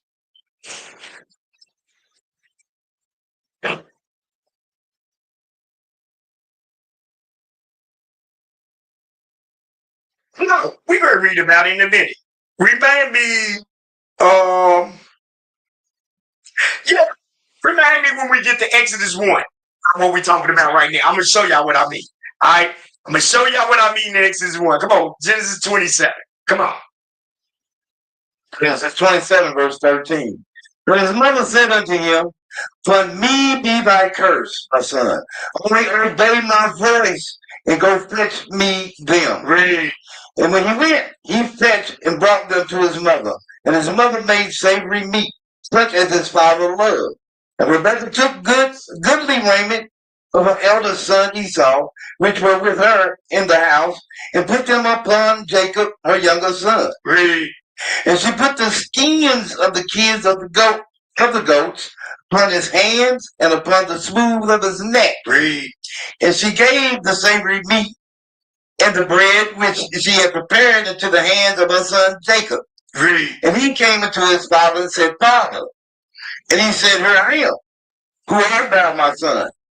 And Jacob said unto his father, "I am Esau, thy firstborn. I have done according to thou feedest me." What is Jacob doing right there? He's lying to his what? He's lying to his father. He's lying to his father for the bad reason of it, but for what? Good reason. For good reason. Because it was God's will that he had the blessing put upon you. I read. "Arise, I pray thee, and sit and eat my venison, that thy soul may bless me." And Isaac said unto his son, "How is it that thou hast found it so quickly, my son?" And he said, "Because the Lord thy God brought it to me." And Isaac said unto Jacob, "Come near, pray thee, that I feel thee, my son, whether thou be my very son Esau or not." And Jacob went near to Jacob, Isaac his father, and he felt him, and he said, "The voice is Jacob's voice, but the hands of Esau." And he discerned him not, because his hands were hairy, and his brother's Esau's hands, as his brother's Esau's hands. So Esau was very hairy. Read. So he blessed him, and he said, "That's my son, very son Esau." And he said, "I am." And he said, "Bring it near to me, and I will eat of my son's venison, that my soul may be blessed, that my soul may bless thee." And he brought it near to me, and he did eat. And he brought him wine, and he drank. And his father Isaac said unto him, "Come near now, and kiss me, my son." Mhm. And he came near and kissed him, and he smelled the smell of his raiment, and blessed him. And he said, "See, the smell of my son is the smell of a field, which the Lord hath blessed." Who was the Esau smell like dog? He said the smell of a field. What happens when you go outside and run around? You smell like what? Smell bad. Smell like outside. Smell like dog. Read. Verse 28, third fourth. "God, give thee of the dew of heaven, and the fatness of and plenty of corn and wine. Read. Let the people serve thee, and nations bow down to thee. Be Lord over thy brethren, and let thy mother's son bow down to thee. Read. Cursed be every one that curses thee, and blessed be he that blesses thee." Read. And it came to pass, as soon as Isaac had made an end of blessing Jacob, and Jacob was yet scarce gone from the presence of Isaac his father, that Esau his brother came in. So look. Jacob said, "Phew." He got his little blessing and shot out there. He's sweating and everything. I not made it, Read it, Lord. Read, come on. And Esau his brother came in from hunting, and he also had made savory meat, and brought it unto his father, and said unto his father, "My father, arise and eat of his son's venison, that thy soul may bless me." Read. And Isaac his father said unto him, "Who art thou?" And he said, "I am thy son, firstborn Esau." And Isaac trembled very exceedingly, and said, "Who Where is he that hath taken venison and brought it me? Read. And I have eaten of all before thou camest, and have blessed him. His stomach, he's full as a tick. He's over that Bill is on full. He's like, damn, he didn't even know it was his wife cooking. Over here, Bill was over, y'all. Yea, and he shall be blessed. And when Esau heard the words of his father, he cried with a great and exceeding cry, Read. and said unto his father, bless me, even me also, my father. And he said, my brother came with subtlety, deceit, to have taken away my blessing. Read. And he said, is not he rightly named Jacob? For he has supplanted me. So he said Jacob means Sabia supplanted me. Read. These 2 times. These 2 times. He took away my birthright. But behold, now he took away my blessing. Read. And he said, hast thou not reserved a blessing for me? And Isaac answered and said unto Esau, behold, I have made him thy Lord, and all his brethren have I given to him for servants. Read. And with the corn and wine have I sustained him. And what shall I do now unto thee, my son? And Esau said unto his father, hast thou but one blessing? Bless me, even me also. And Esau lifted up his voice and wept. Esau lifted up his voice and wept. And Isaac his father answered and said unto him, behold, thy dwelling shall be the fatness of the earth, and of the dew of heaven from above. And by the sword shalt thou live. So that's what America lives by. That's what the white man, that's what the Romans live by. That's what the Greeks live by. That's what every white man, the Spaniards live by. Every white man in the world lives by war. By war. Don't let them fool you because they seem docile, because they will kill you. They live by war. It's nothing for them to cut somebody's neck off, to shoot somebody in the head, to gouge your eyes out. It's nothing to them. And you'll be like, and they'll hear that, be like, oh, you're alive. That's why they got the scary movies out. Who you think the scary movies come from? Him. Right. And by thy sword, and by thy sword shalt thou live, and shalt serve thy brother. And it shall come to pass, when thou have the dominion, that thou shalt break his yoke off thy neck. And Esau hated Jacob because of the blessing wherewith his father blessed him. And Esau said in his heart, with my father at hand, then will I slay my brother Jacob. So stop. So right off the top, he said, I'm gonna kill Jacob. All right. So now we understand where the hatred, God put that hatred in Esau's heart right there. But it really wasn't. Remember, they was fighting in the what? In the womb. So they always was going at each other. This wasn't nothing new under the sun. Read. And these words of Esau, her elder son, were told to Rebekah. And she sent and called Jacob, her younger son, and said unto him, behold, thy brother Esau, touching thee, doth comfort thyself, proposing to kill thee. Read. Now therefore, my son, obey my voice, and arise, flee thou to Laban, my brother, to Haran, and tarry with him a few days until thy brother's fury turn away. So he told him to go to Laban's brother in Haran and tarry with him a few days until that brother's fury turned away. Read. Until thy brother's anger turn away from thee, and he forget that which thou hast done to him. Read. Then I will send and teach thee from thence. Why should be deprived also of you both in one day? So he's telling, she knows Jacob's going to die soon. And she know that Isaac's going to die soon. And she's saying, why should I lose you and him in one day? All right. Now,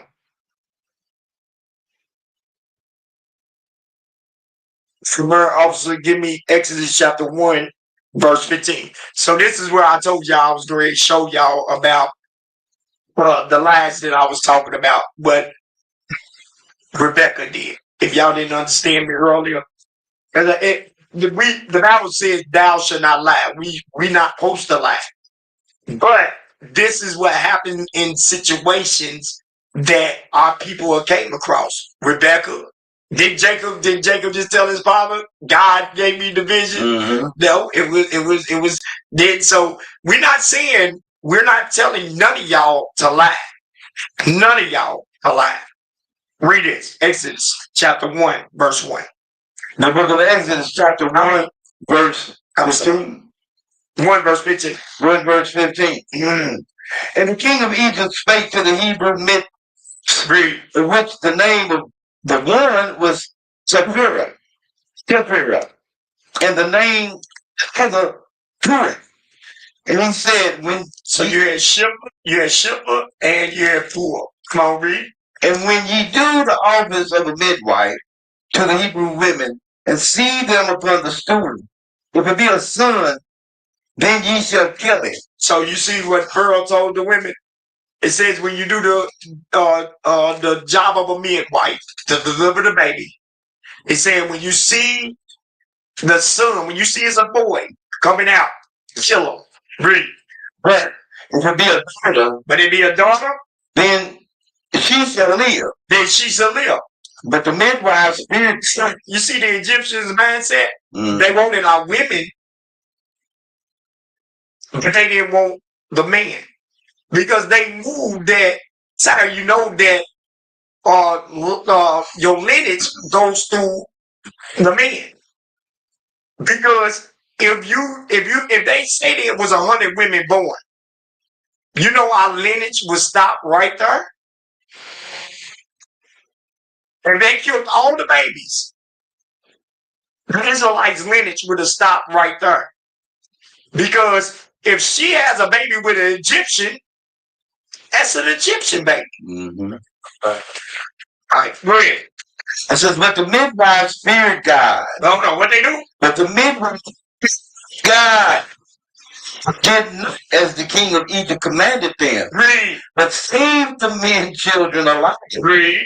And the king of Egypt called for the midwives and said unto them, have ye done these things, and have saved the men children alive? Read. And the midwives said unto Pharaoh, because the Hebrew women are not as the Egyptian women, for they are lively and are delivered the midwives and unto them. Basically, they deliver quick. Look, the Hebrew women deliver quick. They not like y'all women, slow. They got her. The babies. They scary.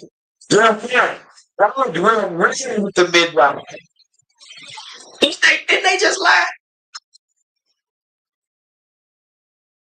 Because it's a time for everything. I didn't want y'all to think the elder telling me I didn't tell you to lie. We talking about what happened in the what? Scriptures. All right? It's not for you to lie. And for God to do well with the midwives, and the people multiplied. And the people multiply And waxed very mighty. when they what? And waxed very mighty. So, okay. Now, so you see how our foremothers was different than the foremothers today. The women today, soon as your boss tell you to do something, okay, boss, okay. Your boss tell you can leave your husband. He wants you to cook too much. Okay, boss, I'll leave my husband. Or, how many of y'all hear these women out here today talking about, they came talking about the baby? What did Rebecca do? She didn't care if Esau came out of. She do God's will. She did God's will. So she made her choice between God And her children. and her children. And she chose God. See, our women ain't built like that today. Our women would choose the other road, the other route.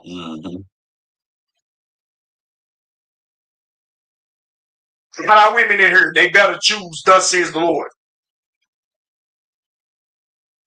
That's why, guys, don't play with God. Midwives, I mean, damn midwives. Women now, I still got the midwives, right? But women was real women back then. Wasn't a whole lot. Esau and come out of there. And God said that boy right there gonna be evil. She listened straight to what God said. And shoot, I don't care. He came out of me. God said he gonna be evil. Somebody today pop out a baby. That's my baby. I can't give him up. Okay.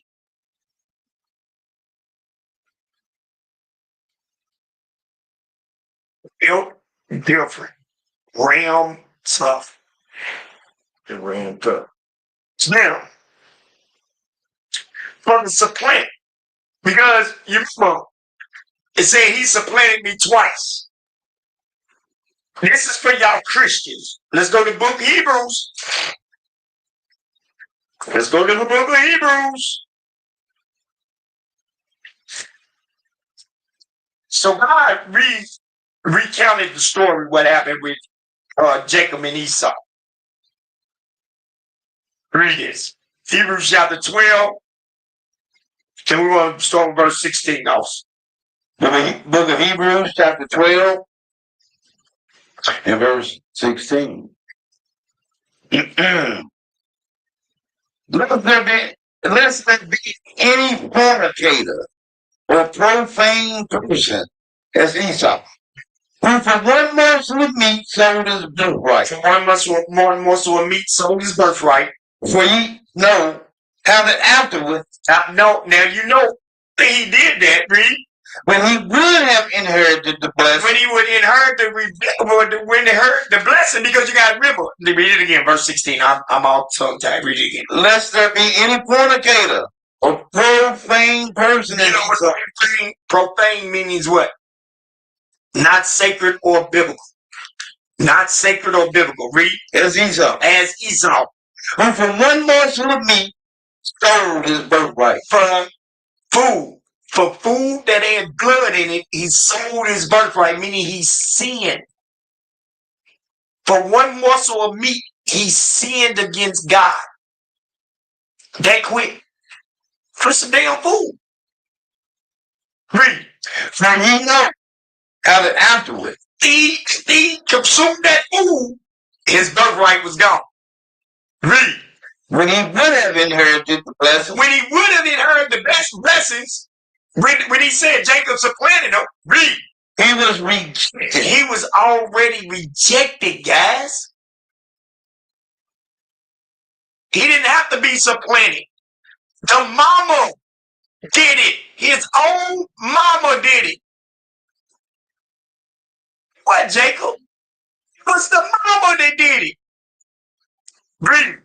For he found no place of repentance. So Esau never had repentance. Never. He couldn't repent for eating the blood. You remember he gave Adam skins of goats, which was animal what? But he didn't give it to Esau. Because you remember he was another.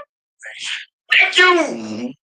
Even though he was sick, he was another nation.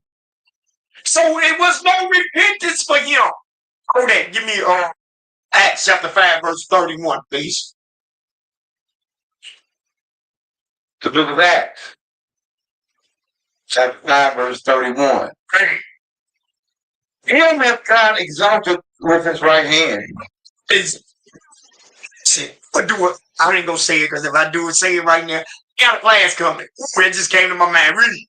Him hath God exalted with his right hand to be a prince and a savior. And so God exalted him to be Christ, to be a prince and a savior. Come on. For to give repentance to Israel. To give repentance to Israel. And forgiveness of sins. So you gotta realize is Israel the only one can get repentance. Now go back to Hebrews chapter 12, verse 17.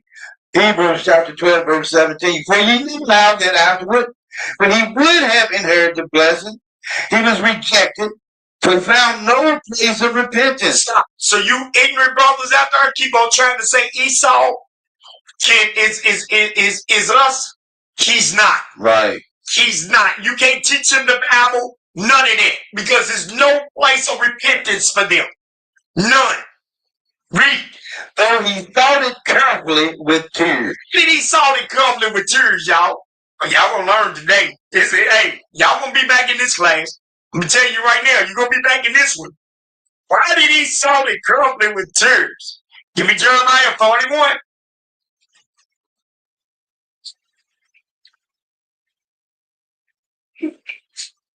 Man.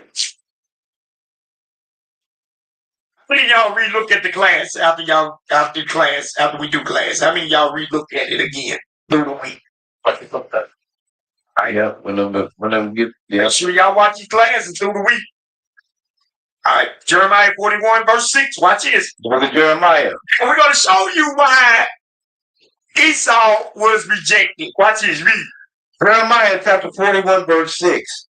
And Ishmael, the son of Nethaniah went forth from Mizpah to meet them, weeping along as he went. And weeping along as he went. Go ahead. And it came to pass, as he met them, he said unto them, come to Gedaliah, the son of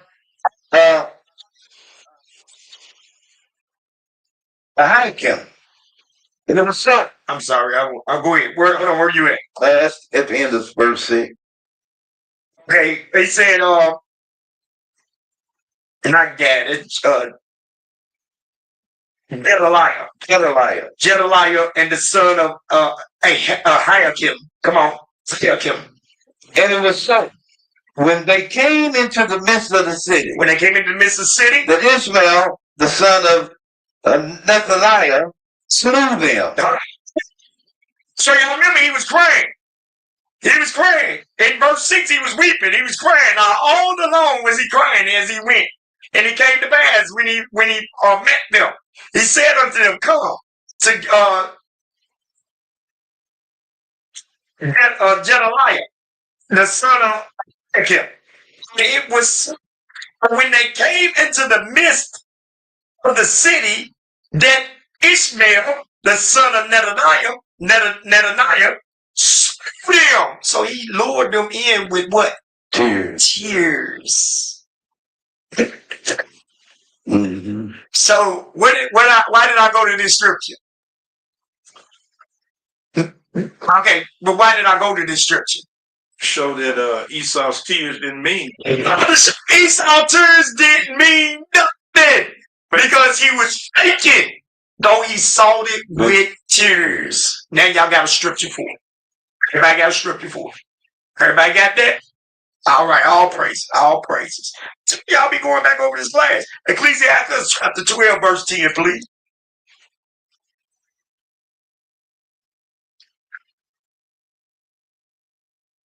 No. Yeah. Go ahead. The book of Ecclesiasticus in the Apocrypha, chapter 12, verse 10. Read. Never trust thine enemy. What the Bible said? Never trust thine enemy. So the say never trust thy enemy. Come on. For like as being rusty, As like as rusty. says wickedness. So just like it's surely gonna rust, so is Esau gonna show theyself through. That's all y'all gotta do is just sit back and watch them. They seem kind and polite. We're gonna address that and stay with the whole class, y'all. We're gonna go through some stuff today. All praises the Most High. From her, give me 1 Samuel chapter 16, verse 7. So God rejected Esau because, watch this. 1 Samuel chapter 16, verse 7. Watch it.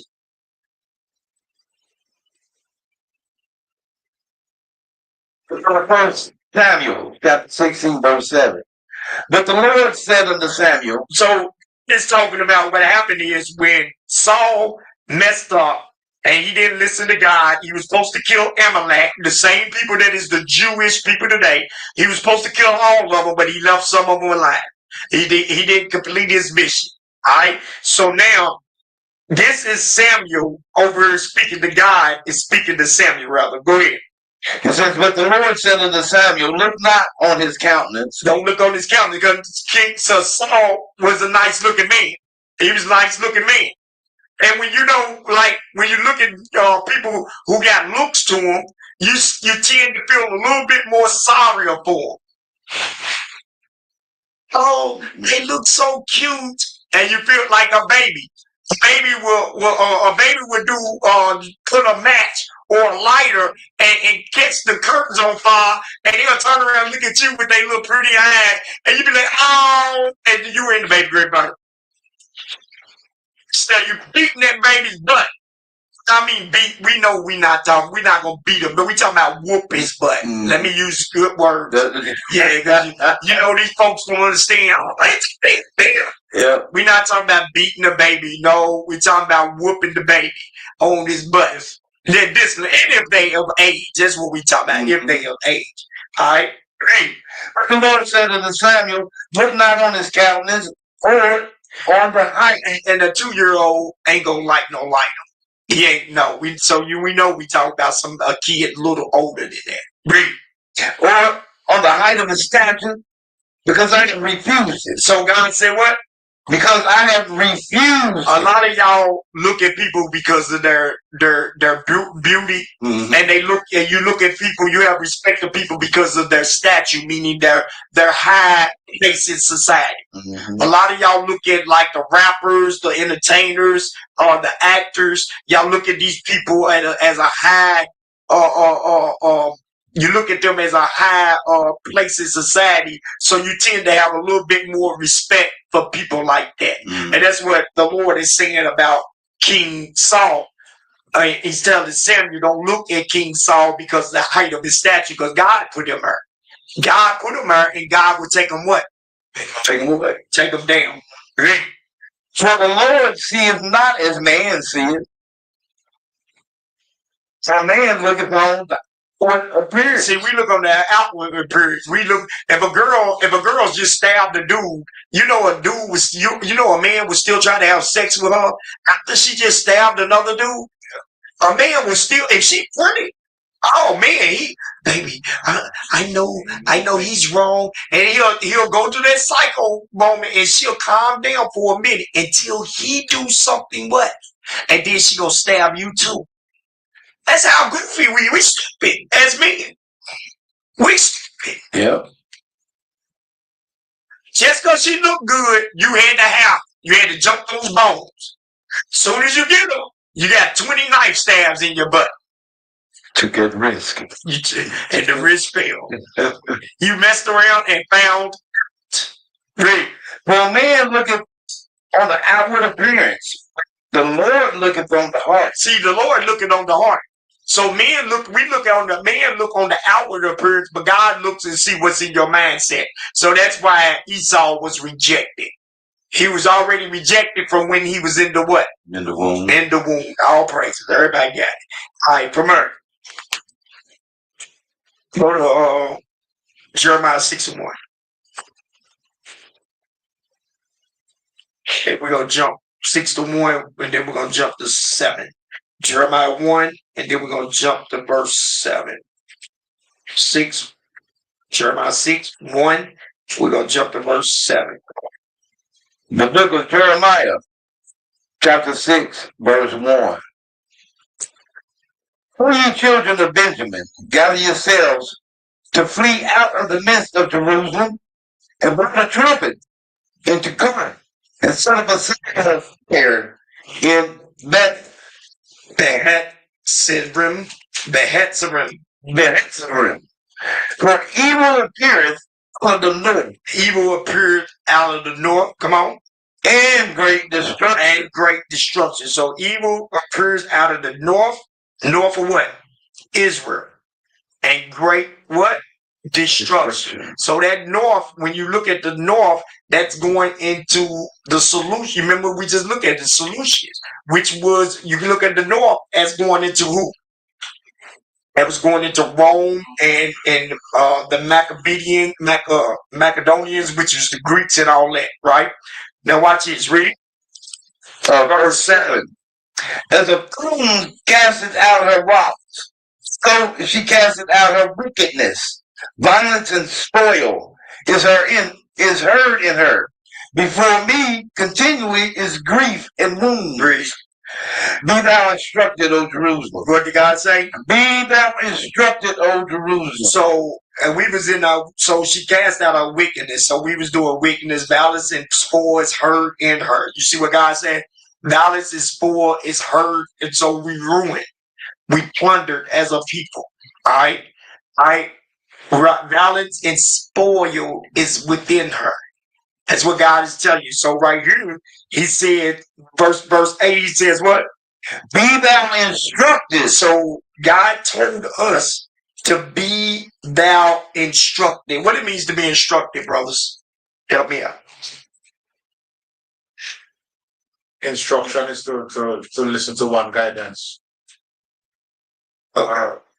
Listen what's command. What is commanded of you to instructed, to do what is commanded of you, or what is somebody told you to do, which is right. So being instructed is keep God's what? Keep God's law. All right, come on. Be thou instructed, O Jerusalem. Mm-hmm. Lest thy soul depart from thee. Hold on. So listen. He's telling us to be instructed.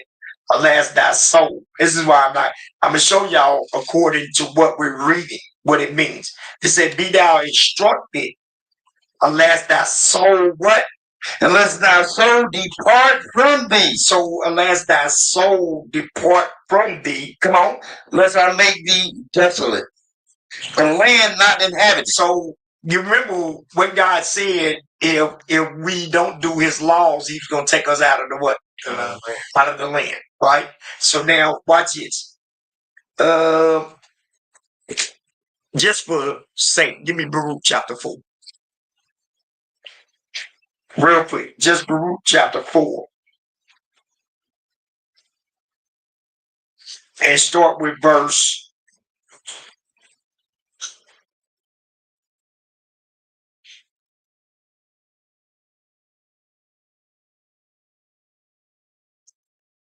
4.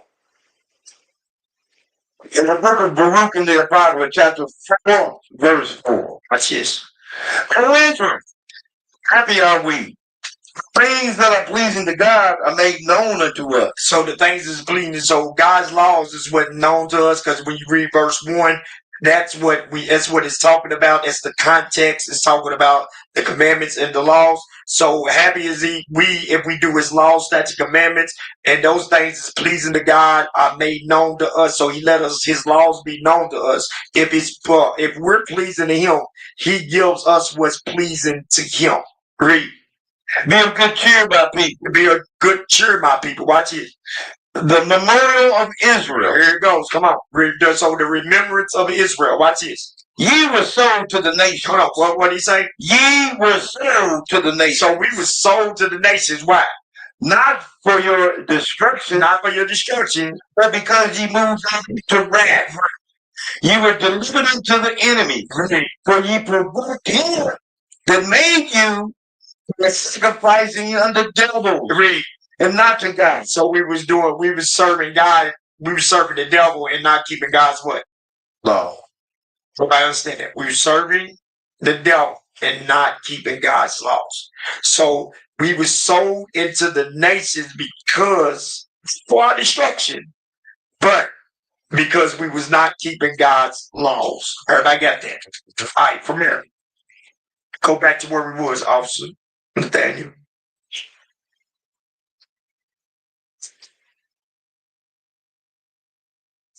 Verse 8 again. Oh, that was in Jeremiah chapter 6, verse 8. Jeremiah 6 and 8. Be thou instructed, O Jerusalem, lest thy soul depart from thee, lest I make thee desolate. Go to Hosea chapter 9. Go to Hosea chapter 9 and verse 12. So the Lord told us to be instructed. We're supposed to be instructed within his laws. Or he said, if we don't, he said, I will make thee desolate and the land not inhabited. So he's gonna take the land from us. He's gonna kick us out of the land, and ain't that what happened to us in 70 A.D.? All right, let's go. Hosea chapter 9, verse 12. Watch what the Lord says.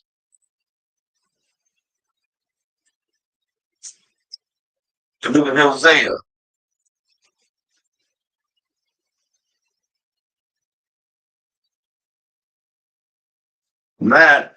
Chapter 9, verse 12. Read. No, they bring up their children. No, we bring up our children. Watch this. Yet will I bereave them. Then yet will I bereave them. Come on. There shall not be a man left. That there should be not a man left. Come on. Yea, woe also to them when I depart from them. You see that? That's the part I want. I wanted the bottom part. Woe unto them when I depart from them. What woe means? Destruction, death, all praises. So woe means, so God said when we depart, so now let's go back. Now we understand when it says, Jeremiah chapter 5, verse 8, be thou instructed, O Jerusalem, lest my soul depart from thee, meaning we're going to be put to what? Death. Punishment. There you go. Verse 9. Verse 9. Shall I not visit these things, says the Lord? For you, verse 9. Jeremiah 6, also 6. Come on, stay with me. Stay with me. Jeremiah 6 and 9. 6 and 9. Thus saith the Lord of hosts, they shall thoroughly glean the remnant of Israel as a vine. What that word glean means? Somebody help me out. The word glean. To gather up. The gather. Okay, I'll praise you in the spirit. All right, so he said, the Lord said they should thoroughly glean, they should thoroughly gather the remnant of Israel as a band. Come on. Turn back thine hand as a great gatherer. He said, turn back thy hands as a great gatherer into the basket. So they're going to gather us, all right? So we're going to go into what? Slavery. All right, read. To whom shall I speak and give warning? Hold on. So Jeremiah is asking, to whom shall I speak? Meaning, who's going to what? Listen. Listen, I'll praise you in the spirit. Read. To whom shall I speak and give warning? That they may hear. Read. Behold, their ears is uncircumcised. Their ears is what? Their ear is uncircumcised. So, listen, this is another thing to show you that we Gentiles. Go to, when we don't do God's laws, we as in Gentiles. I'm going to show you why. Go to we're going to go to King David. 1 Samuel's. When King David was ready to fight Goliath. I think it's 1 Samuel 16 and 17. I'm sorry, 17 or 18. 1 Samuel 17 or 18. 1 Samuel 17. And King David said, I'm looking for when King David said, it's over 36. Watch this. Watch what King David says, man. 1 Samuel 17, verse 36. Thy servant slew both the lion and the bear. And this uncircumcised Philistine. And this uncircumcised Philistine. Meaning they are not of God's what? People. Oh. So he said this uncircumcised Philistine. So they not of God. Let's go back. Jeremiah 6. So when we not following God's laws and we uncircumcised, we are a Gentile. Understand it? It ain't hard to understand. I don't know why our people just don't understand it. They don't want to give in. Come on, read what you got. Jeremiah 6, verse 10. Read. To whom shall I speak and give warning, that they may hear? Behold, their ear is uncircumcised. And they in the Gentile state. They have no understanding of God's words. Read. And they cannot hearken. And they cannot hear. Behold, the word of the Lord is upon them a reproach. The word of the Lord is upon them as a reproach, meaning they what? They disprove God's what? Word. Read. They have no delight in it. They have no, read it again. They have no delight in it. Brother Jonah, what I say earlier to you today, if you remember we was talking about, if you could just say you're tired, It means you don't have no what? What's that word they just used right there? What's that word they just used? The last word, the last part. They have what? Delight. See what I mean? We gotta have delight in God's words. Y'all understand? That's why it says study to show yourself what? Approved. You gotta have delight in God's words. Come on, read. Therefore I am full of the fury of the Lord. Because if you don't have delight in God's words, what did he say? For therefore I am full of the fury of the Lord. Let me tell you something, brothers. It's not hard for you to start doing God's laws. You know what is hard for you to do? To resist yourself. It's hard for you to resist yourself. Your biggest fight in this truth is against you. Your fears and your conscience is your biggest fight. Your fears of being an Israelite, showing that you're an Israelite, and your conscience, meaning you don't want to let things go for your conscience sake. You want to hang on to things in your conscience sake. Like, you telling your conscience, you telling yourself, it's okay if I hang on to this. I remember, man, your conscience is gonna get you put to what? Yeah. Get you put to death. Traps you can get away from the past. Right. Therefore I'm full of the fury of the Lord. Therefore, because you don't want to do so, because you refuse to have delight in his laws. I am weary. I'm weary. With holding in. Green. I will pour it out upon the children abroad. Green. And upon the assembly of young men together. Green. For even the husband with the wife shall be taken. The age with him that is full of days. Green. And their houses shall be turned into others. Stop. So the Lord is showing you right here that when we don't want to keep his laws, he's going to put us into what? Yeah. Captivity. And everything that we got is going to be taken to what? All right. Why do y'all think his class is called? What's it called again? Grapegatherers. Grapegatherers. That's why it's called Grapegatherers. It's because when we don't do what's good of God, we get everything taken away from us. And the other nations love taking the stuff away from us. It always has been. You know this. You remember when we had a class 2 weeks ago, and we were showing when Titus and Vespasian, when they came in, Vespasian had that. Is it Titus? Vespasian had that ark, and he had carved in there them taking out the menorah. The Roman soldiers taking out the menorah and all that. He had that carved in there. Because that was a proud moment for them. Mm-hmm. They have defeated God's people. Well, what are y'all proud of then? Are y'all happy with them defeating us? That's why y'all got to get yourselves back together.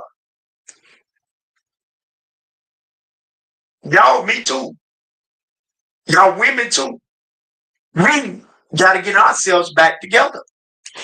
Y'all brothers and sisters online, get yourselves back together. So we can be happy. So we can have joy again. When we back on top. Because right now we are still losing. Until the day Christ comes, these people is over top of us. That's why the Bible said, gather yourself together, yea, gather together, O nation, not desire. All right. Read 12 again. Verse 12. And their houses shall be turned unto others, with their fields and wives together.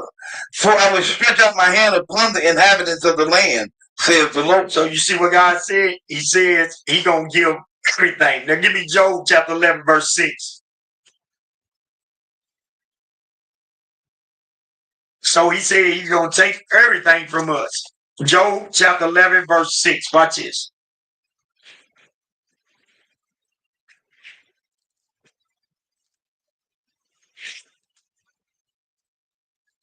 The book of Job, chapter 11, verse 6.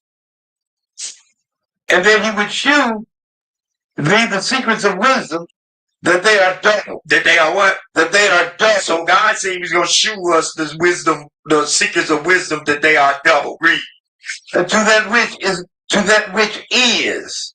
Know therefore that God exacteth of thee less than thine iniquity deserveth. Wait, so God, so I just want that first part. Read it again. And that he would shew thee the secrets of wisdom, that they are double. That they are double. Read. To which is. To that which is known. All right. Now watch this. So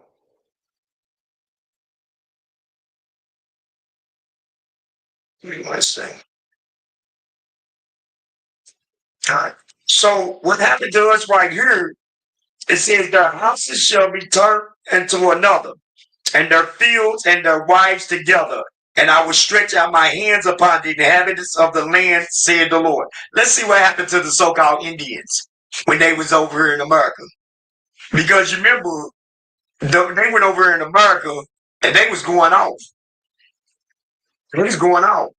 The Aztecs, Indians was doing what? Sacrificing people, cutting their hearts out, eating. They was for doing this to the sun god until God made it rain. So we was going off on this side of the earth. We was going off. We supposed to be coming over here to kill God's house. Yes. No, we was going off. That's why you remember we read last week or the week before when it says that when they shall start to what? Come. Or did we do it in build up? Yeah, it was in build up. When they shall start to come. The day was Christopher Columbus him. And us. Christopher Columbus him came in 1492 and we came in 1619 on this side of the world. All right, read. Jeremiah 6, verse 13. Is that what I told you? So you didn't tell me nothing yet, but that's where we left off at. Oh. Really? Give me Deuteronomy 28. Actually, the last scripture was Job, but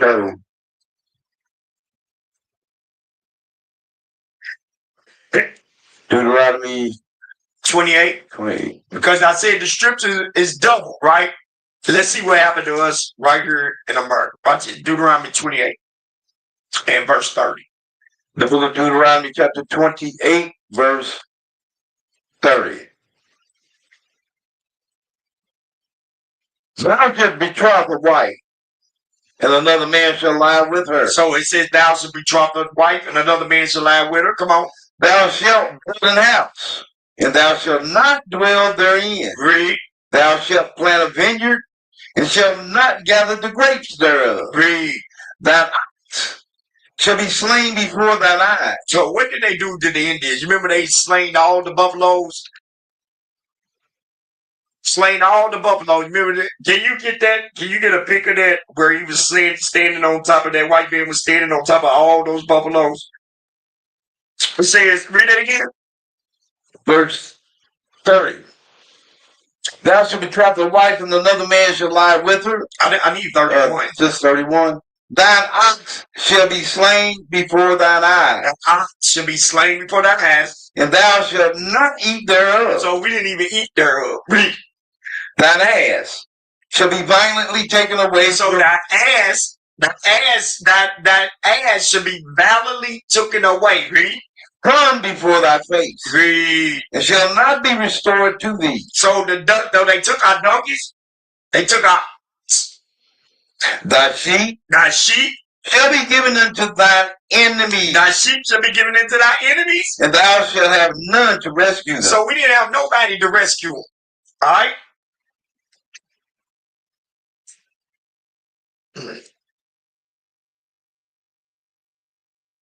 Y'all see that? That's in 18. Go over to go to my left. Yeah, go. All right. Y'all see that? That's in 1873, and the American government killed 1.5 million buffaloes in 1 year alone to starve the what? Native Americans, so they will become more dependent on the American government to survive. Everybody see that? Wow. Read it again, 31. Take it off. Deuteronomy 28, verse 31. Thine ox shall be slain before thine eyes, Thy ox shall be slain before thy eyes. and thou shalt not eat thereof. Read. Thine ass shall be violently taken away from before thy face, Read. and shall not be restored to thee. Thy sheep shall be given into thine enemies, Read. and thou shalt have none to rescue So them. we didn't have nobody to rescue us, or nobody to rescue our animals or us. Read. Verse 32. Mhm. Thy sons and thy daughters shall be given into another people, So our sons and our daughters is given unto another people. Read. and thine eye shall look and fail with longing for them all the day long, and there shall be no might in thine hand. Read. The fruit of thy land and all thy labors shall another nation which thou knowest not eat up. So the fruit of thy land, all thy labor. So you gotta remember when the Indians came over, and I'm using this for the Indians right here. When the Indians came over here, you gotta remember they made paths and stuff because it was all woods here. Trails. Trails. That's what I'm talking about. Trails. I'm praise you. Thank you. They made trails. The fruit of thy land and all thy labor shall a nation which thou knowest not eat up. They didn't know the Spaniards when they came over. They didn't know who the hell is these people. Who these folks? Great. And thou shalt be only oppressed and crushed always. See, so that now you think about it, the Indians, they took all their land and got them on one little thing in one little plantation. We don't go into the end. Y'all gonna see what I mean? I just showed y'all, brothers. That's what I was showing you that now. God. All right. Now watch this.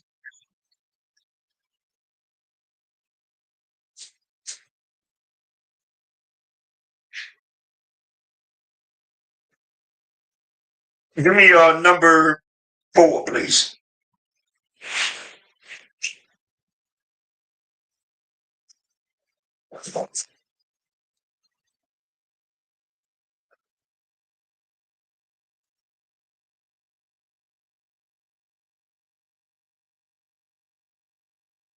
I make it just a little bigger for the. Yep, there you go. Take me on that. All right, slavery in the United States. Come on. So this article is about slavery from the founding of the United States in 1776. This is for the colonial period. See slavery in the colonial history of the United States. So everybody know the colonial period is when they did what? Colonized. When it was colonized. Right, when the British was over here. Come on, read. Hold on. It says, for modern illegal slavery, see human trafficking in the United States. For modern legal forced labor, see penal labor in the United States. All right, go up a little bit. Go up a little bit. Let me see something. Now, where is it at? Where is it at? Hold on real quick. No, go back down. Go back down. Go, yeah, right there. Is that it on there? Because it should have had. Go up. Yeah, go up. Go up. Go up. Right there. That's what I want. Go down. Go down a little bit. Is that it? Okay. Click on freaking Americans first.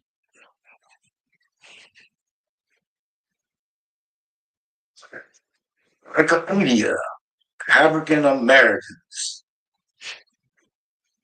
Afro-Americans redirects here for the newspaper, see Baltimore Afro-American. African Americans, also known as Black Americans.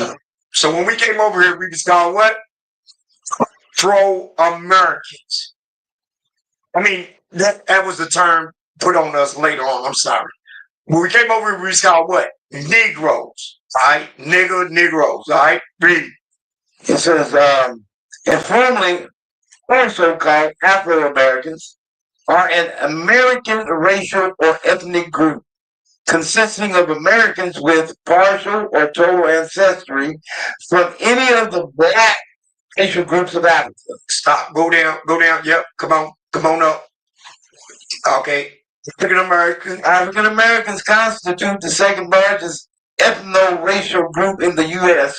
after white Americans. After white Americans. Come on. The term African Americans generally denotes descendants of Africans enslaved in the United States. All right. So now, why would they have that? Let's go back out. Let's go back out. Now, click Africans.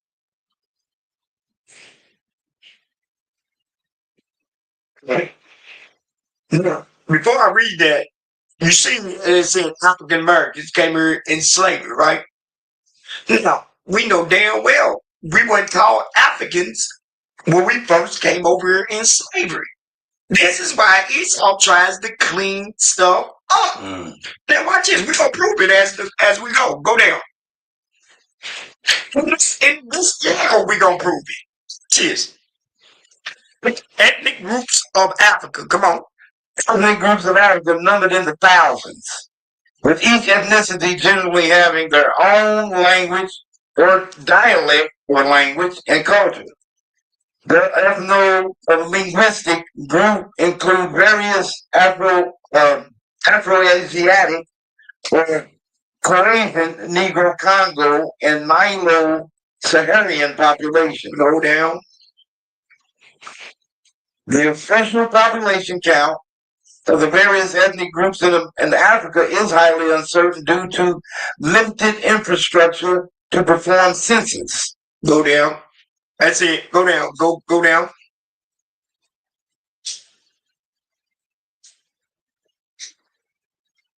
Keep on going. All right. Now, yeah, stop right there. All right. So, Hamitic. All right. So now, read that. Hamitic, Berber, Cushitic, plus Semitic, Cushitic, and Shemitic. Come on.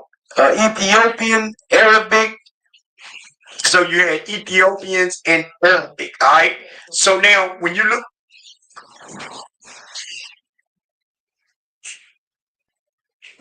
at what's that?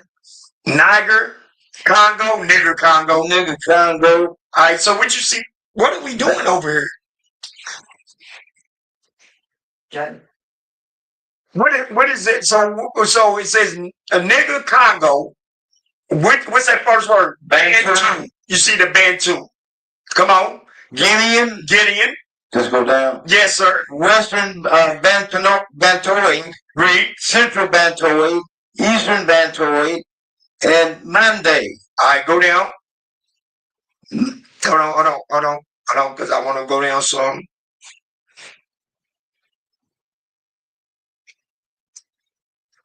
So now, what I want y'all to see there is when we went to the Congo, we read where some of our people are actually at. Okay, so start reading right there where it says Nilo Saharan right here. Not Nilo Saharan speaking population in the Nilo Saharan speaking population in Northeast Africa and East Africa. Come on. The Ari populations in Northeast Africa.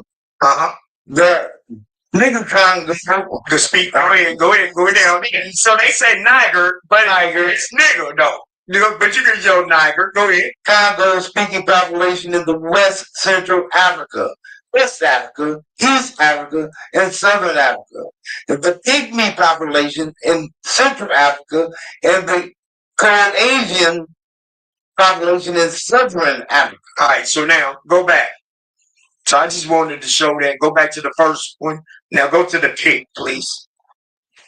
There you go. All right, hit that. I will give. Nope. We go. Yeah, go up. Just go ahead up to the first pic. All right. So y'all see the first pic is the white man whipping a black man on the tree. Then the next pic is the black man that is in the head change, right? The head That yoke. Yoke, yeah, yoke, head yoke brace. They go down. You see a black man right there on your left. Then you see black people on the plantation. Like, go right there. Now click on them right there on the ship. Right there. Yep, right. Nope, down. Yep, right there. It's a picture, right? It's not a Drawing. drawing or something. It's a picture with us on the slave ship. I see that, right? I go back out of there. Like, go down. Give me her right there. Get her. All right. What's her name, officer? Della Garlic, age 100, poses for the photograph at the time of her 1937 interview with the Federal Writers Project. So she was in slavery. That was at 18. If she died, this was taken in 1937. She died in 1937. She lived 100. So she was born in 37. She was in the midst of slavery. All right, this is before we was emancipated. All right, go out of that. Go down. All right, that's what I want. Click it. Yep, you know what I want. Click that. Now listen, this was what? Read that also. I'm gonna give good. I'm sorry. Yes, sir. I should have changed it. My bad. That's all right. The Western Citizen. The Western Citizen? What year is this? September 15th, 1818. 1818. What's the name? That was A. Allen Thorpe. A.J. Allen Thorpe? Come on. Newspaper.com. Retrieved on November 25, 2024. Now let's read what that says. Who will give good money for 40 Negroes? No, Africans. For 40 Negroes. Read. For 14 to 25 years of age. Read it. Who signed that? And it was J. Allen Thorpe. And see that it was J. Allen Thorpe. All right. So that was in 1818. He published this in the newspaper. The same newspaper that we read today. These folks stay in spirit. These folks said that they was gonna give. I would give good money. 40 Negroes. Not African. Not African. So in the old article where they try to use the word African or African American, why can you put this in the article? Y'all ignorant. You're telling on your own self because we weren't called Africans. We was called niggas, Negroes. Yeah. Back out of there for me, MC. Thank you. Right, what's that one right there? Yep. Next to it. Yep. What is that? Can you make it bigger? This is what do you read that for me, officer? What is that? American Fugitive Slave. Pretty good. Right here. American Fugitive Slave Law Convention. All right, so that's a American Fugitive Slave Law Convention. So you got a bunch of white people meeting up for a convention for when slaves run what? Run away. Damn, come out of there. Damn. Hey, give me the last one, the plantation. All right, everybody know this picture very well. Everybody know this picture. It was in white gold and what? In the Delta In 1939. In 1939. So we were still picking cotton. And don't let nobody tell you that we weren't picking cotton. It was over with then. And that was 1939. 1939. Now can you enhance the picture a little bit? Because I wanna concentrate on that. You see that? Give me your girl thing. Point that woman out right there. The guy got his head down. He got his head down right here with a hat on, and she got hands on the hips. She got her hands on the hips. When she got a Aunt your mama on her head on the right there. Go to the right. Go to the right. Come on, right there, right there. I see her. Yeah. She still got that same slave garment on. that same slave garment. Wow. All right, come on down there. We done.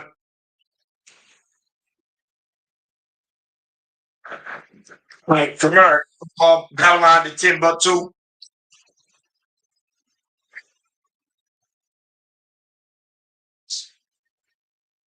Like this is the book of Babylon. Y'all brothers, y'all brothers need to go get this. Take me all the way off. Y'all brothers need to go get this. Babylon to Timbuktu. One about 4 years now. You got one? Oh yeah, Brian. All right. All right. And signed up on that one. Okay, all right. We need to, all right. Make sure you start bringing. Saturday. All right. Here, y'all want to use this? Page 90. Well, no, it's right. It's going to be up there. I'm sorry. You ain't got to worry about it. All right, page 90. Come on. Babylon Timbuktu, page 90. Go ahead. Hold on. We got to get there. Got the same highlighted.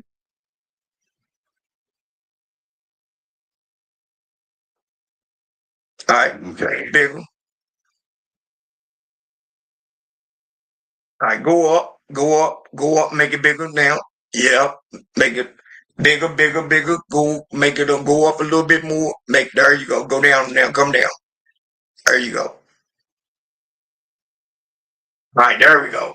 All right. Go ahead. Can you read that? Says the black Jews had an advantage over the African tribes. That's how you know that we was not called Africans when they took us off the west coast of Africa. Read.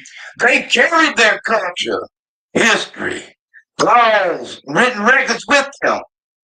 This assured them a constant precedence for the development of a higher social organization. Read. Because the stability of the black Jewish culture, the Jews were not observed into the certain other population.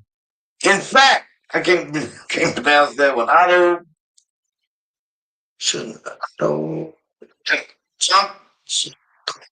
Okay, go read. That was go ahead, read. In fact, the Jews observed some of the native tribes. The Jews made use of every opportunity. They were an industrious and skillful people. In the Jewish Ghanaian states were found kings. No, wait. I don't want Chadornis. Otto Chadornis. Something like that. It's something closer than Otto Chadornis. I'm Thornis. Thornis. Come on. Go ahead. You don't read. As the Jewish Ghanaian states were found kings, princes, governors, generals, secretaries, treasurers. Y'all see that the Jewish Ghanaian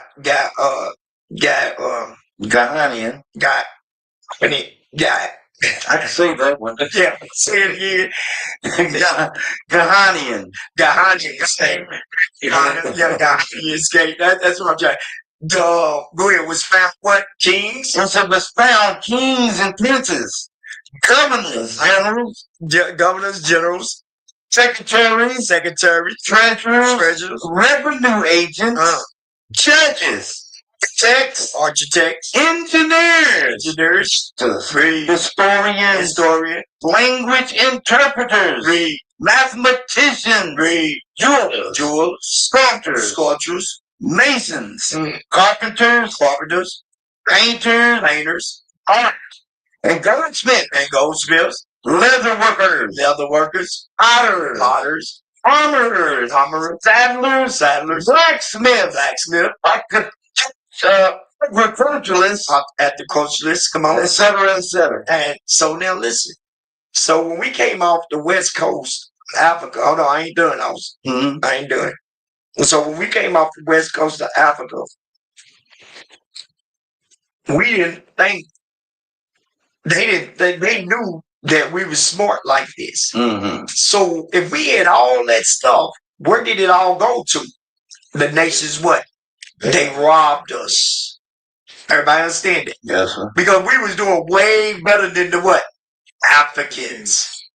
All right. Now go from right there. Black King of Ghana.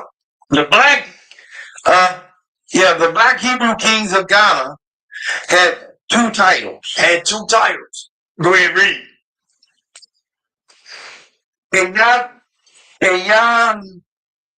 Yamaga, master of gold, and Ghana, war chief. War chief. War chief. Come on. War chief. Come on. Professor Goodbay says that 22 Hebrew kings reigned in Ghana before the Hagarian in 622 AD. Come on. And 44 had reigned by 790. So now what I'm just trying to show y'all is that we had kings over there as well. It said in Hebrew what? Kings. Alright? So when we was in Africa, we was doing pretty good when they decided to come and what? Take us. Mm-hmm. We wasn't poor. We didn't have bones hanging out our nose. No. We was doctors, lawyers, secretaries, treasurers, revenue agents, judges. We had all these things going on.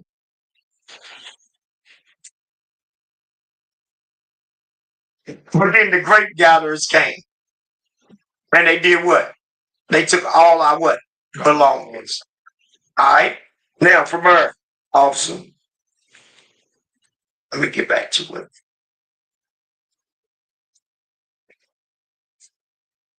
Let me pick up Ghana. Number 6.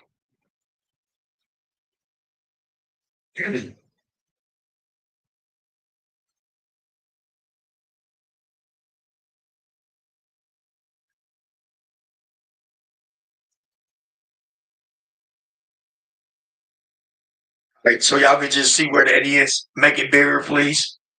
Yep, take me off. All right, make it bigger.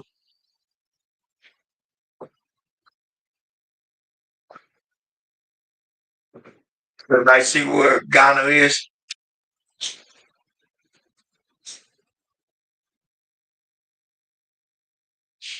So that's right there with the west coast of Africa. That's close to where we was what? Taking. Everybody understand that? All right, go back out. Let me see one of those other maps just to see something. Go back for me.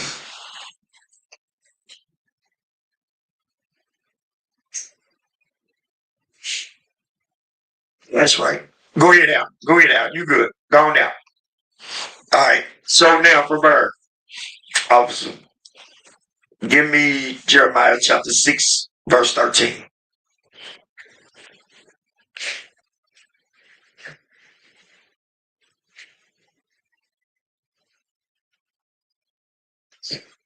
Remember Jeremiah chapter 6 and verse 13. It says, for from the least of them, even unto the greatest of them, everyone is given to covetousness. And from the prophets, even unto the priests, everyone dealeth falsely. You see what the Lord said? Everyone dealeth what? Everyone dealeth falsely. Everyone dealeth falsely. Give me Michael chapter 3, verse 9.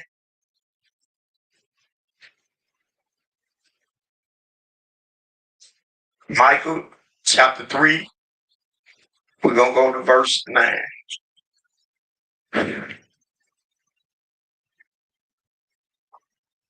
The book of Micah, chapter 3 and verse 9. Come on. Hear this, I pray you. Ye to the house of Jacob. Bring me the first one up. Number 7. Come on. And princes of the house of Israel. So it says, hear ye, pray you. I hear ye. It said, hear this, I pray you, ye heads of the house of Jacob, and princes of the house of Israel, and the rulers of the house of Israel. Come on. That abhor judgment. That hate God's justice. Come on. And pervert equity. And pervert all equity. So give me the definition of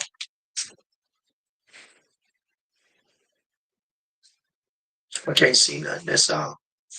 Is that it? Pervert. Okay, there we go. Right, pervert right there. Come on. It says alter something. Its original meaning or state through a distortion or corruption of what was first intended. So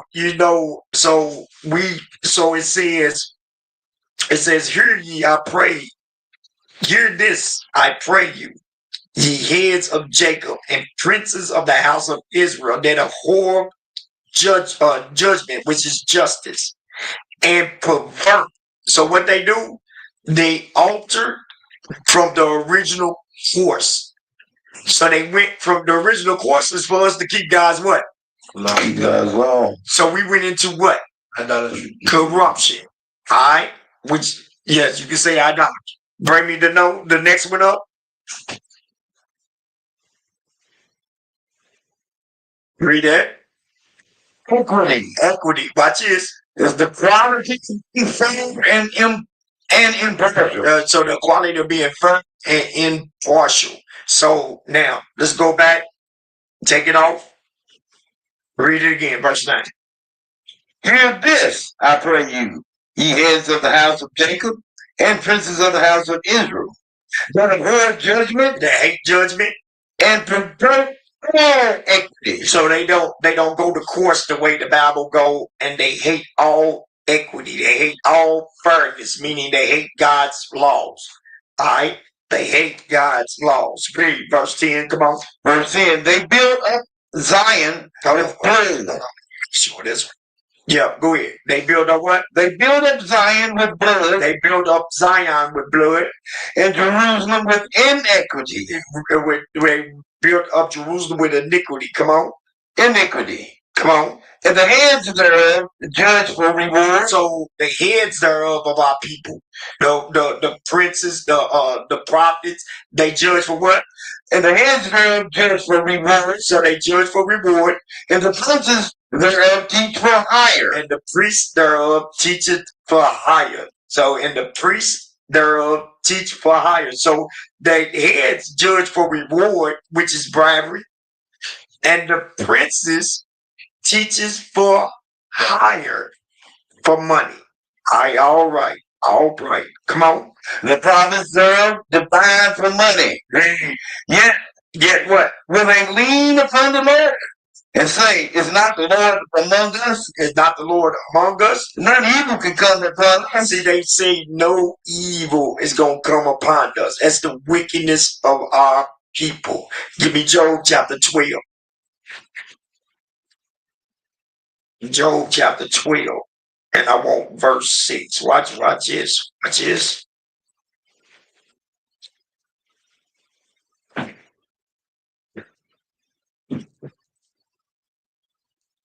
Job chapter 12, verse 6. Yeah. Now the tabernacles of robbers prosper. What the Bible say? The tabernacles of robbers prosper. So now this what I'm going to explain here is our people mindset of today. So our people mindset is set on what? Money. Right? Because what we read was in Jeremiah 6 and 13. Read that one more time. Jeremiah 6 and 13 real quick. Jeremiah chapter 6 and 13, it says, for from the least of them, even unto the greatest of them, everyone is given to covetousness. Everyone is given to what? Everyone is given to covetousness. Y'all see that? The covetousness. That's the greed running after what? Money. The greed of money. That's why we went to Micah. It said they judge for what? Reward, for pay. Alright. So they teach us for reward, for pay. Alright. So now watch this. Job 12 and 6. Watch this. Job chapter 12, verse 6. So I'm going to explain to you why are we this way today. Read. The tabernacles of robbers. See, the tabernacles of robbers prosper. The tabernacle, the people of robbers prosper. Why? And they that provoke God are secure. They that provoke God, they secure. They got money. They able to take care of themselves. Read. Into whose hand God bringeth abundance. Into their hand, God bring abundantly, because God is one that made them rich. God is the one that made them rich. He made them rich for a reason. Watch this. Where was that? Job, read that one more time. Job 12, verse 6. The tabernacles of robbers prosper, and they that provoke God are secure. Read. Into whose hand God bringeth abundance. You see, God gives them abundantly. He gives it to them. Y'all remember, what did the Egyptians have? Abundance. What did the Romans have? Abundance. What did the Greeks have? Abundance. What did the Babylonians have? Abundance. What did the Persians have? Abundance. What did the Assyrians have? Abundance. See, so God gives these kingdoms riches. Right? Now, which is Ezekiel chapter 35, verse 1. That's what God said. Ezekiel chapter 35, verse 1. Watch this. Pay attention right here. The book of Ezekiel chapter 35 and verse 1. How did the United States get this abundance right here? Watch this, read. Moreover, the word of the Lord came unto me, saying, Read. Son of man, set thy face against Mount Seir. So he said, set thy face, means prophesies against Mount Seir. Come on. And prophesy against it. And prophesied against it. Jump to verse 6, read. Verse 6. Therefore, as I live, saith the Lord God, I will prepare thee unto blood. See, so God said, I will prepare thee unto blood. Read. And blood shall pursue thee. And blood shall pursue thee. Because he said, I will prepare thee to blood. And blood would also pursue thee. That's death. Read. Since thou hast not hated blood, Since thou hast not hated killing, even blood shall pursue thee. even death is going to pursue you. But watch this. Let me see where we at. Jump down to verse 10. Verse 10. Because thou hast said these two nations. Remember, in Genesis 27, it said Esau shall live by the what? Sword. By the sword. So that's what we read right there in verse 6. Read. Verse 10. Because thou hast said these two nations and these two countries be mine, and we will possess it, whereas the Lord was there. And we will possess it as the Lord was there. We will possess it as the Lord was there. The main country is where? That they in right now. No. The main country. Rome? They in our land. Israel. Israel. Okay. All right. Read. Therefore, as I live, said the Lord, even do according to thine anger. So he said, therefore, as I live, I will even do according to thy anger. Come on. And according to thine envy, According to Esau's envy. Read. which thou hast used to thy hatred against them. Read. So which he have used out of hatred against us. Read. And I will make And when y'all see that the accident and shots and all that, oh, my gun went off, oh, this. I was watching the video yesterday, and it was a black man. He told him, he said, hey, I got my gun on me. It's legal, blah, blah, blah. The white police was taking the gun off the man and shot him. Yeah, the white woman. And shot him. Shot him in the legs. Oh, it was an accident. Well, they fired. I think they fired her, but Yeah. really. and I will make myself known among them when I have judged thee. So he said, I'm gonna make myself known among them when I have judged thee. Meaning God saying, when I judge them, everybody gonna know that this Bible was talking about me. This Bible was speaking about me. That's why he said, lo, I come in the volume of the what? Of the book And it's written of what? of me. Read. And thou shalt know that I am the Lord, Read. and that I have heard all thy blasphemy. I heard all that blasphemy. Meaning like they saying Christ is what color? Right? White. They saying that the Israelites are what color? Right? They saying that everybody is what color?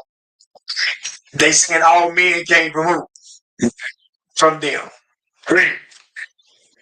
I have heard all thy blasphemies which thou hast spoken against the mountain of Israel. Against the people of Israel. And that's what the mountains represent. Come on. Saying what? They are laid desolate, Thou made desolate. and they are given to consume. See, so that the Esau is look, Esau says in their head, listen, God is telling you, Esau said in their head that y'all are given to us to consume. That's why they was hanging us. Backing up to out into slavery. That's why they kill us today. Because we are counted still 3/5 of a what? Human being, yep, man. So God is giving you the psyche of this man.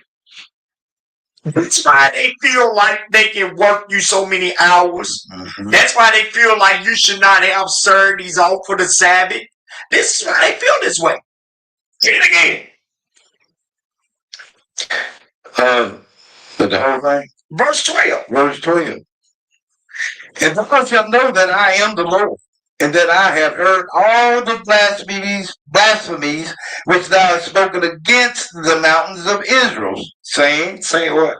They are laid desolate, they are given us to consume. They are giving us to consume. So he's saying that God gave them to us for us to what? Kill them. 36 and verse 5. Come on.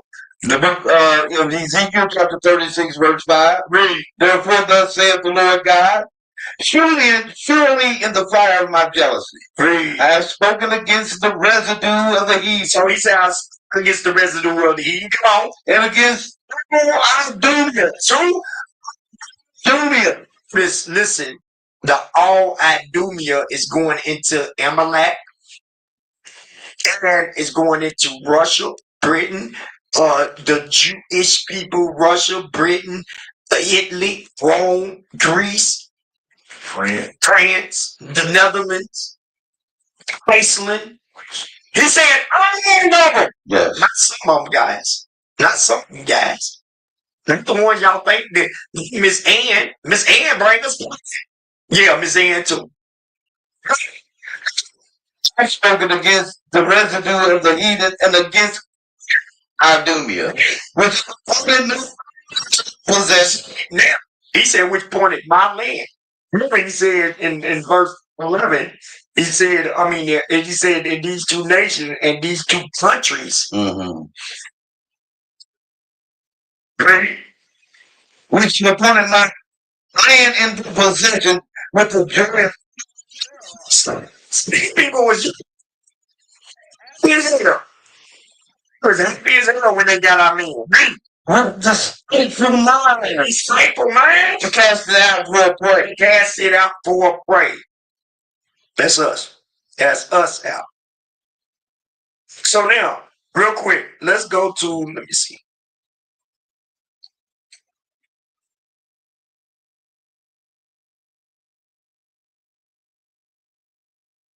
Give me number 9. We almost done, guys.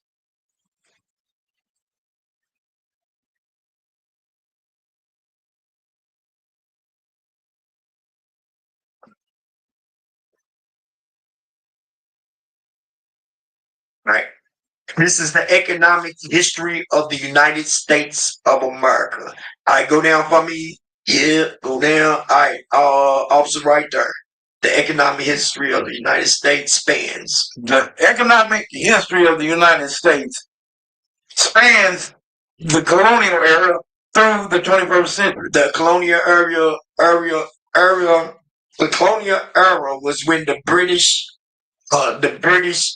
had colonized the 13 colonies. All right, all the way up to now. Go ahead, read. The initial settlements depended on agriculture and hunting, trapping, later adding international trade, manufacturing, and family services. I want y'all to listen up. Read.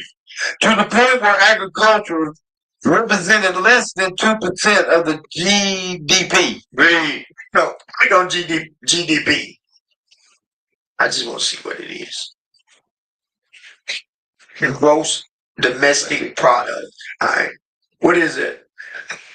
The gross domestic product is a monetary measure of the total market value of the final goods and services produced and rendered in a specific time period by a country. All right, go ahead. Go back at her. Go back to where we were. That's a hard trick. All right, so the GDP, come on, until Until the end of the Civil War. watch this. Slavery. Slavery. Hold on. Awesome. What did that word spell? SLAVERY Was what? was a significant factor In what? in the agriculture economy in the South. So y'all know that they got rich off blacks. Significant. They got rich off our backs. And that's not even, let me explain something to you. That also was the North too. The North got rich because the North wanted to put us into plants, just like they got us right now today. Mhm. It's factories. So they got rich off our backs. Yes. By us being in the cotton fields and also us being in those factories. Yes, sir. It says the U.S. was the world's largest economy for decades, Gays, come on. possibly surpassed in the 21st century. They possibly would surpass, meaning the other nations that would surpass them. Now, hold on, leave it right there. I want y'all to listen to the context of this. The USA was the world. Read that again. Right here. Yes, sir. It says the U.S. was the world's largest economy for decades. Stop. You notice he's referring to when we was in slavery. God damn. When we was in slavery, that's why he said, let's make America what? Great again. That's why they got rid of the DEI hires and all that. Because now we're going to put white people in those positions and put y'all niggers back where y'all belong, at the bottom. In the field. In the fields. I didn't think.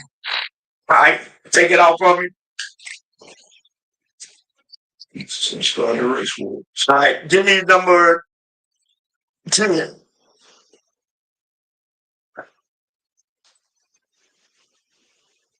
Stay with me, guys. Stay with me. So now we just went to the USA, right? Now we're going to talk about Israel and the Balfour Declaration. So this was in 1917 to 1920. They had a meeting to put the Jewish people back in the land of Israel. Even though they didn't come from there. Read. The Balfour Declaration. It was a public statement issued by the British government in 1917 during the First World War, announcing its support for the establishment of a national home for the Jewish people. A national home for the what? For the Jewish people. Read. In Palestine, then an Ottoman region with a small minority Jewish population. Go down. All right, come on.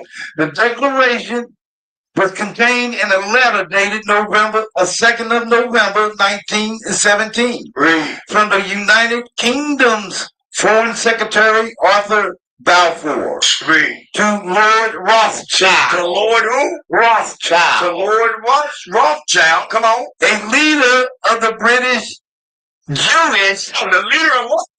The British Jewish. Man, so Rothschild child was a Jew. Y'all understand it, right? So now Rothschilds is one of the richest families, and they run the world, right? Along with some other big families. Everybody understand it? Yes. All right, now let's go. Let me see. Do I want any more of that?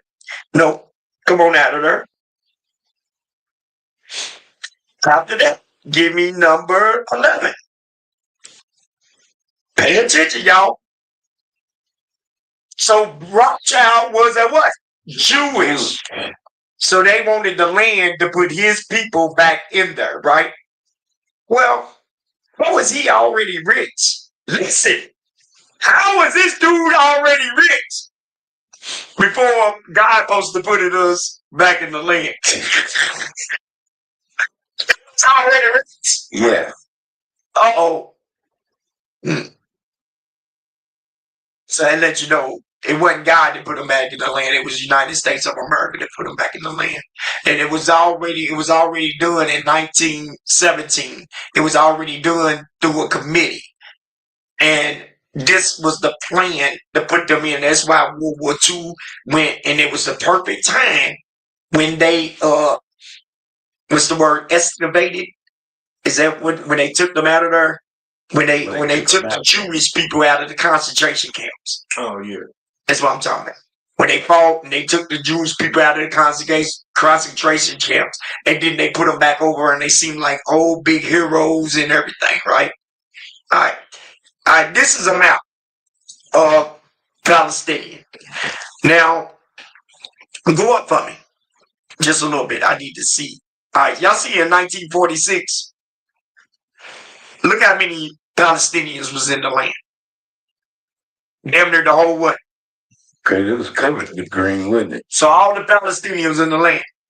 In 1947, after the UN's plan, because the UN also was part of that, because you remember the UN started in 1945 after the what? After the war. Or was it 46? It was one of them, 45, 46, right there. I think it was November or something. I'm tripping. I may be tripping. I might not. I don't know. Somewhere in there. All right. So now, after that, after the war, look how many Israelis is there, and look at the Palestinians. That went down a whole what? Whole lot. Now, from 1949 to 1967, damn. Another dramatic increase. Man, that's a dramatic increase. So 2012, that even decreased even more. Wow. Everybody see that? So after the Bedford Rebellion, they put them people in the land. They moved the Palestinians out. They did the same thing to the what? We're gonna show you. All right. Give me that. Give me the map of the Indians. All right. This is the map of the Indians. We're gonna make it bigger and make it bigger. Yeah. I don't care if we don't see all of it. Yeah. All right. So y'all see people right there. Y'all see the Seminole Indians.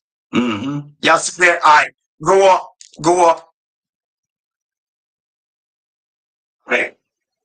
Yeah. All right, what's up? The Choctaw Indians. Mm-hmm. Everybody see Cherokee Indians up here in North Carolina? All right, go over. Y'all see the Osage Indians? Go over to your left. Yeah, right there. Is that Osage? Yeah, y'all see the Osage Indians? Okay, yeah. All right, go down to your left. Go down straight across, left, New Mexico. The Apaches. Y'all see the Apache Indian? All right, what's that? Navajo. Okay, you got the Apaches, Navajo. All right, you got you see some more also. Yeah. Those is Indian. Right. Okay. Go up north. Go up north. They covered. They was free work. Free work. I see that. All right. So now, give me the map. Give me a map of the United States now with the 50 states.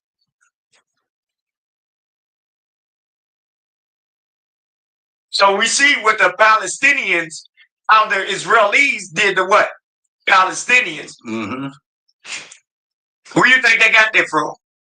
The same way they did the so-called what? Indians. Yes. So the Indians ruled everywhere. And now, and Piece of land that that is a book from when you get through, watch it. Yeah, I just need to unite you up with the 50 states on there.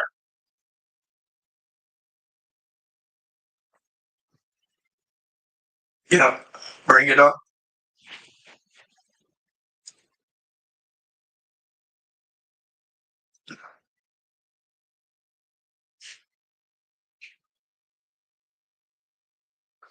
So now y'all see the map right here, make it bigger. All right. So y'all see the map right here, it's good. All the Indians is not there. And where they got the land at? Was it Nevada? Where's it at? Nevada, or is Utah? Where's their plantation at? Arizona? Where's it at? The reservations. Where's the reservation at? I said plantation. It's still a plantation. Yeah. Is it Nevada? I think they're the different states are for. No, it's only one. It's slim now. Hey, can you give me where the reservation Indian reservation. Indian reservations are?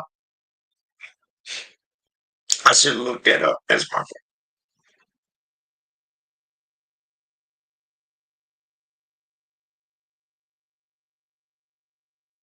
List of Indian reservations in the United States. All right.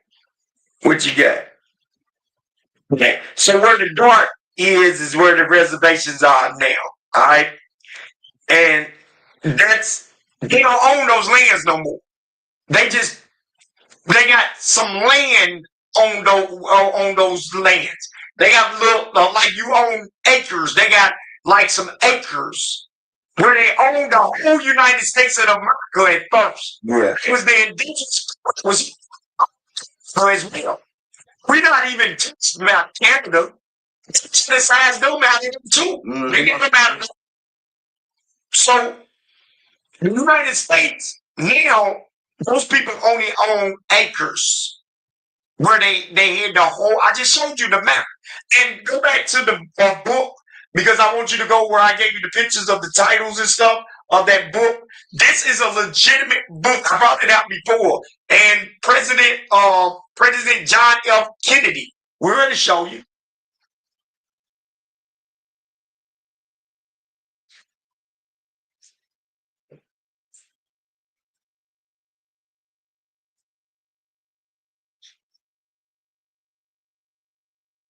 For 1 second.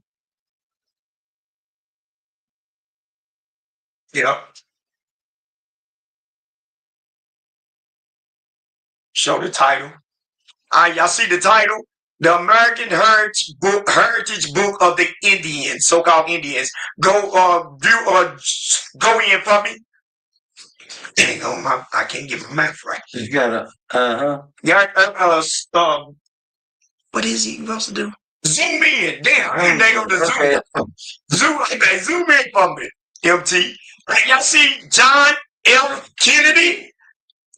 introduction by John F. Kennedy. It's introduction by John F. Kennedy. Go ahead, keep reading. The President of the United States from 1961 to 1966. So he was part of this book being Written, put out. If I understand that. put together, yeah. All right, he was part of that. Go to the first page. Go to the first page. All right, I just wanted y'all to see that. Now watch this. Listen very closely, y'all. Listen up. The American Heritage Book of the Indians is the first book of its kind, a richly illustrated history that tells the wonderful filled stories of American Indians, whole in perspective and what's that? Prehistorical time to the present. I go ahead and take over, officer. It says, for too many people, the story of the Indians has long been distorted and fragmented.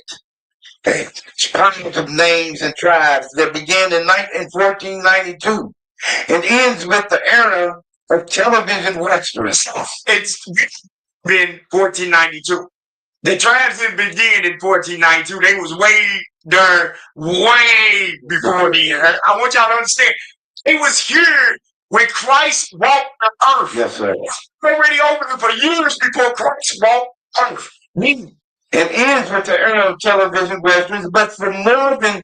Stop. You know why he says hogwash? Because they portrayed the Indians as the Indians attacked them. Yes. That's why he says hog. And they also portrayed the Indian as the red man. Mm-hmm. Esau put the Indians as the red man which they are the red men, not the Indians. Go ahead. But for more than 20,000 years, Indians were the sole inhabitants of an incredibly vast land. Read. Fanning out from Alaska. Hold on, fanning from what? From Alaska. I told y'all. Read. They learned to cope with bison and grizzly. So they learned how to deal with bisons and grizzly, because you know grizzlies are very dangerous. Read.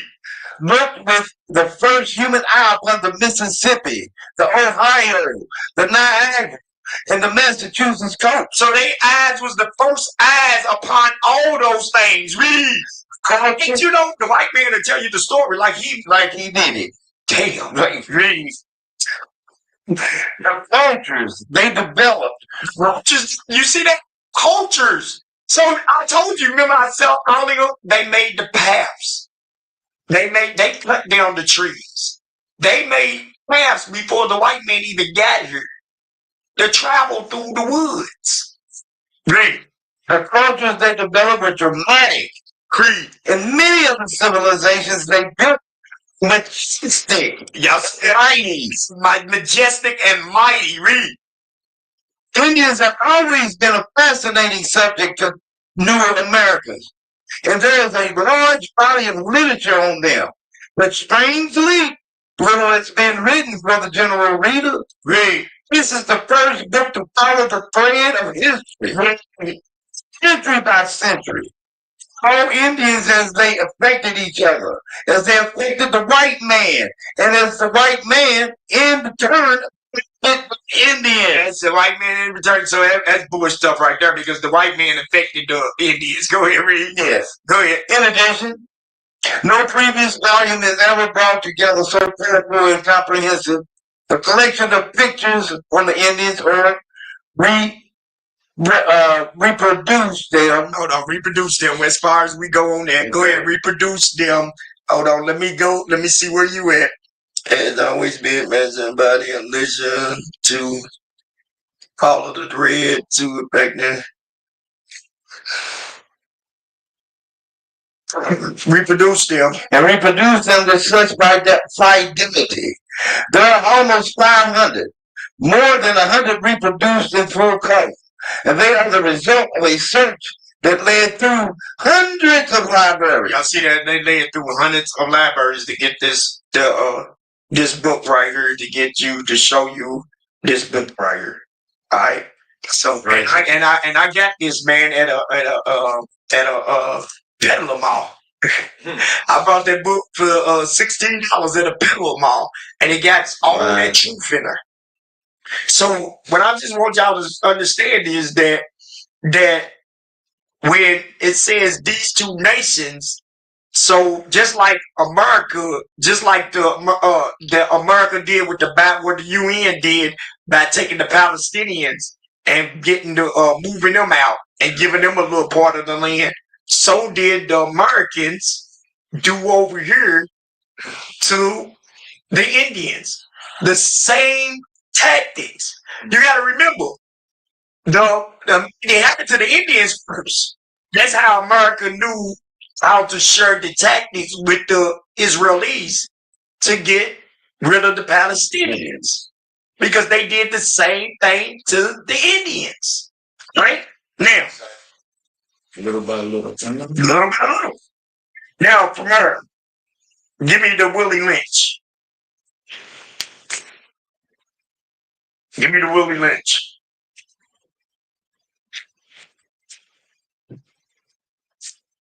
I told y'all we had a lot.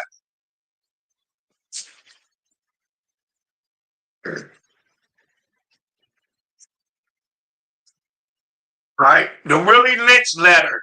All right? The making of a slave. Go ahead, open it up. We're going to page 13. Watch this. Now, this is the Willie Lynch letter on page. Is it 12? Is that 12? Okay, Yes, sir. my bad. So you see that, remember what we read in Jeremiah 6 and 13. Everyone is given into what? Covetousness. So we showing you what we live over here in America is what? Selfishness. How did it start? It started with the white men, so-called white men, enslaving us, taking it started with the Romans overtaking our country, taking all our things out of our country, all the way till we came over to America, to the Spanish, to the Spaniards, defeating the Indians, came over here, conquered them. Took what? Took their land. They took their land. This was their land. They was the indigenous. So this is what we just showing you is what American mindset is. Watch this. Keep the body, take the mind. In other words, break the will to resist. You at? Because it was No, about yes, breaking. right here.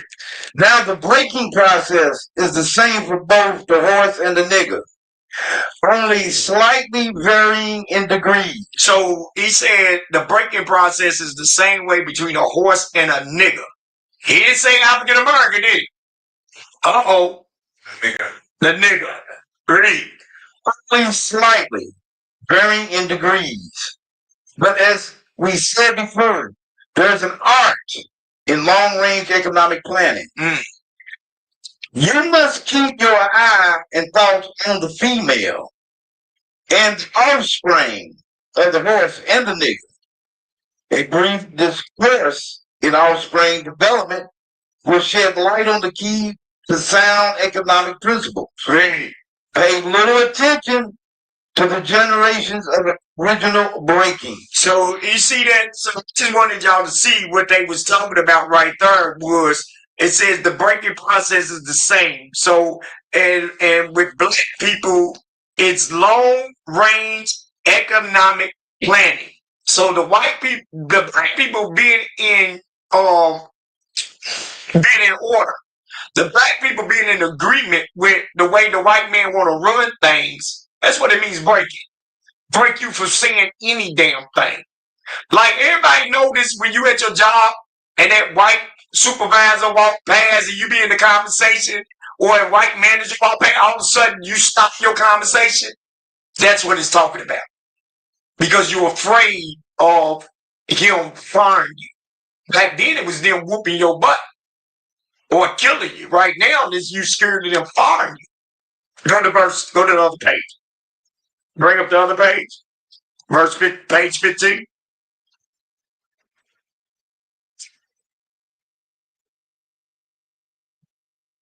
There you go. Right there at the very top. Go ahead and read that. The breaking process of the African woman.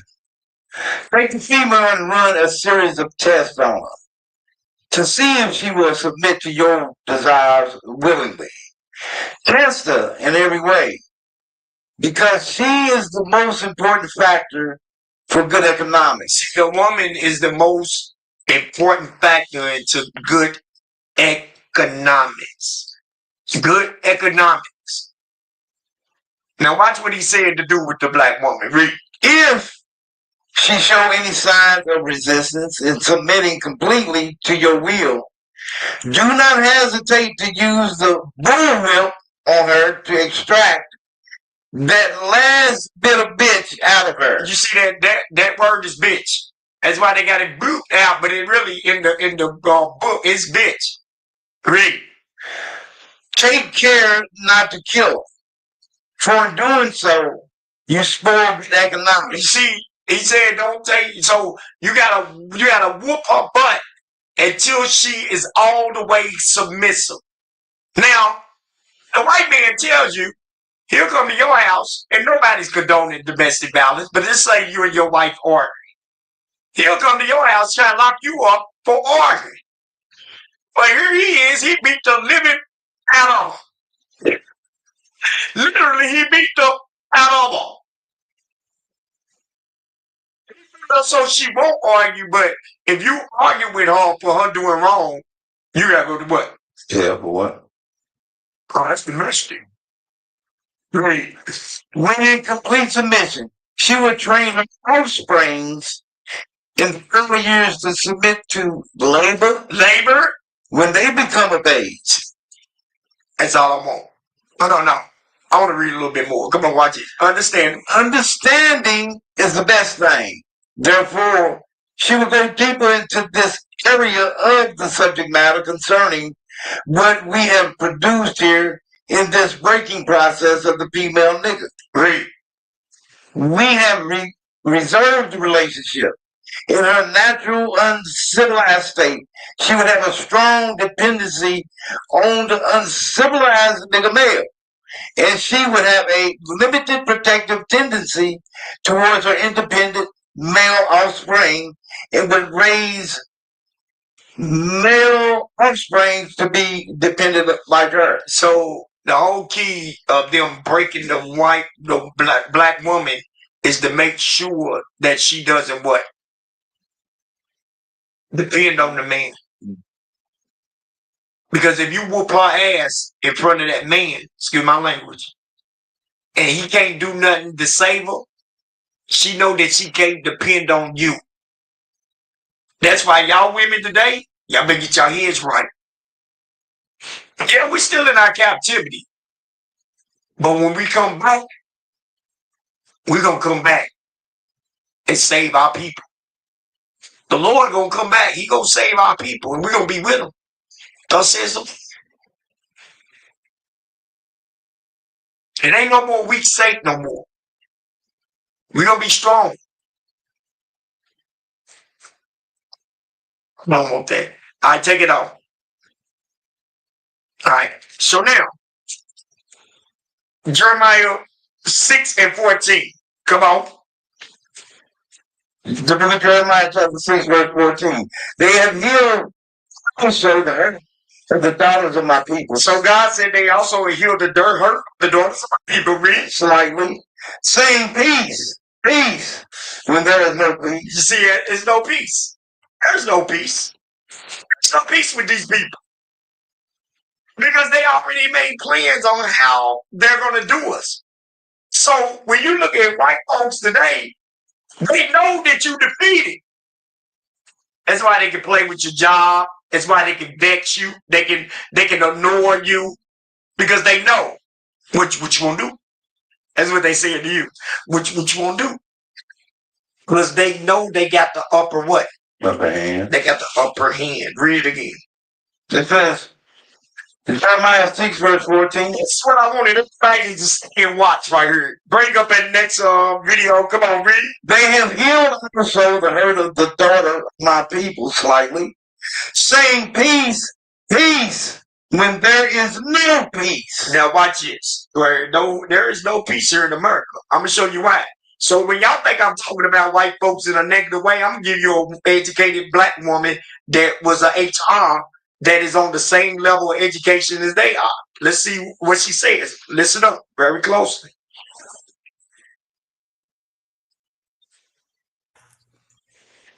I was recently on a discovery call with a potential client, and she was relating to me some unkindness that she had experienced in her workplace. And she said to me, I can't understand why they would do something like this. Can't they understand that it's hurtful?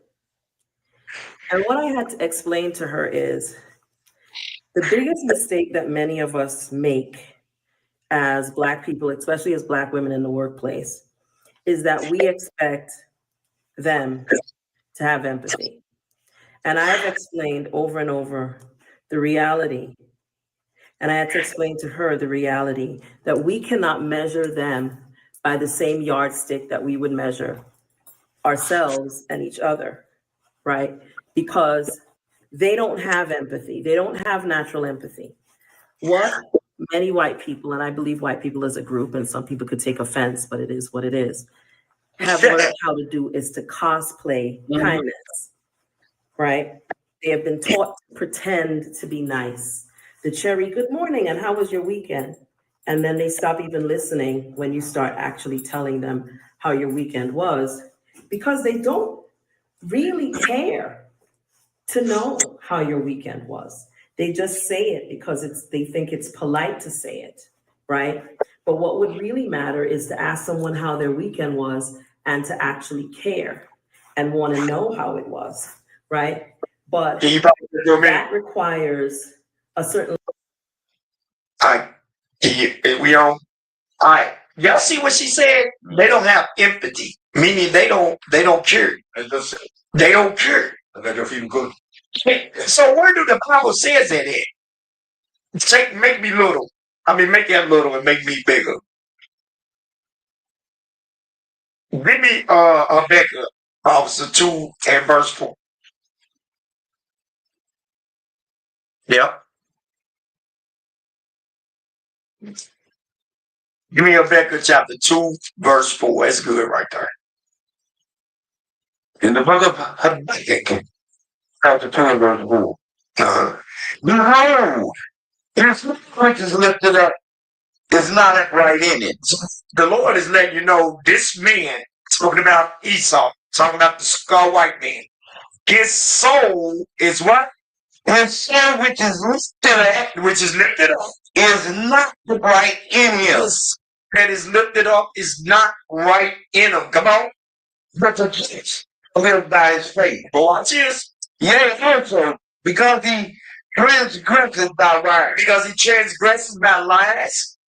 He is a proud man. He's a proud man. Neither keepeth at home. That's why he's in all these. That's why he got all these army bases all over the world.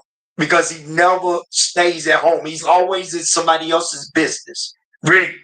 Who enlarges his desire as hell. He enlarges his desire as this captivity. He desire to enlarge his read it again. It says, who enlarges his desire as hell. He want to enlarge his hold on this captivity, on this time, on this part of the world, and on the other part of the what? World. He wants the Western and the Eastern what? Hemisphere. Really. And is as death. And he is as death, because anybody come by this man, he will put you to what? Death. If you try to rise up against this man, he'll put you to what? Death. And cannot be satisfied. And he cannot be satisfied. Gathereth unto him Read. all nations. But he gathered to him what? All nations. That's what you see here in the United States. All nations. Read. And heapeth unto him all people. And he got to him all people. Go to verse 9. Come on. Verse 9. Verse 8. Because thou hast spoiled many nations. Because thou spoiled many nations. All the remnant of the people shall spoil thee. Read. Because of man's blood, for the violence of the land, of the city, and of all that dwell therein. Because Esau killing, God says they're going to ruin you. Come on, read. Woe to him. Woe to him. That coveteth an evil covetousness. Because Esau covered an evil covetousness. They want everybody. They want your nationality to do what they do. Yeah. They want everybody to follow their ways. Yeah. So they coveted people to make them follow their ways. Read. To his house, that he may set his nest on high. That he may set his nest on high. That he may be delivered from the power of evil. That he may be delivered from the evil. All right, so I just want what verse was that? Was that it? That was the end of verse 5. So he's trying. That's why Elon Musk is in the damn presidency office, because Elon Musk is set trying to make America go to the moon so they can live to get away. That's what this scripture is talking about. Elon Musk is the head of going to space and trying to live up in space. So that's why he's in the presidency. Whoa, what? It says, woe to him that covereth an evil covetousness to his house, that he may set his nest on high. That he may set his nest on high, so he can be in the what? In space. So why are you gonna be in space? Read. That he may be delivered from the power of evil. He may be delivered from the disaster. That he may be delivered from the destruction. Yes, sir. That's why he's going up into space, y'all. But I got that. Yes. That's why he's going up into space. That's why Elon Musk. Now y'all see why God made Elon Musk part of that president. That's why he brought Trump back in. That's why. All right, let's go back to the video.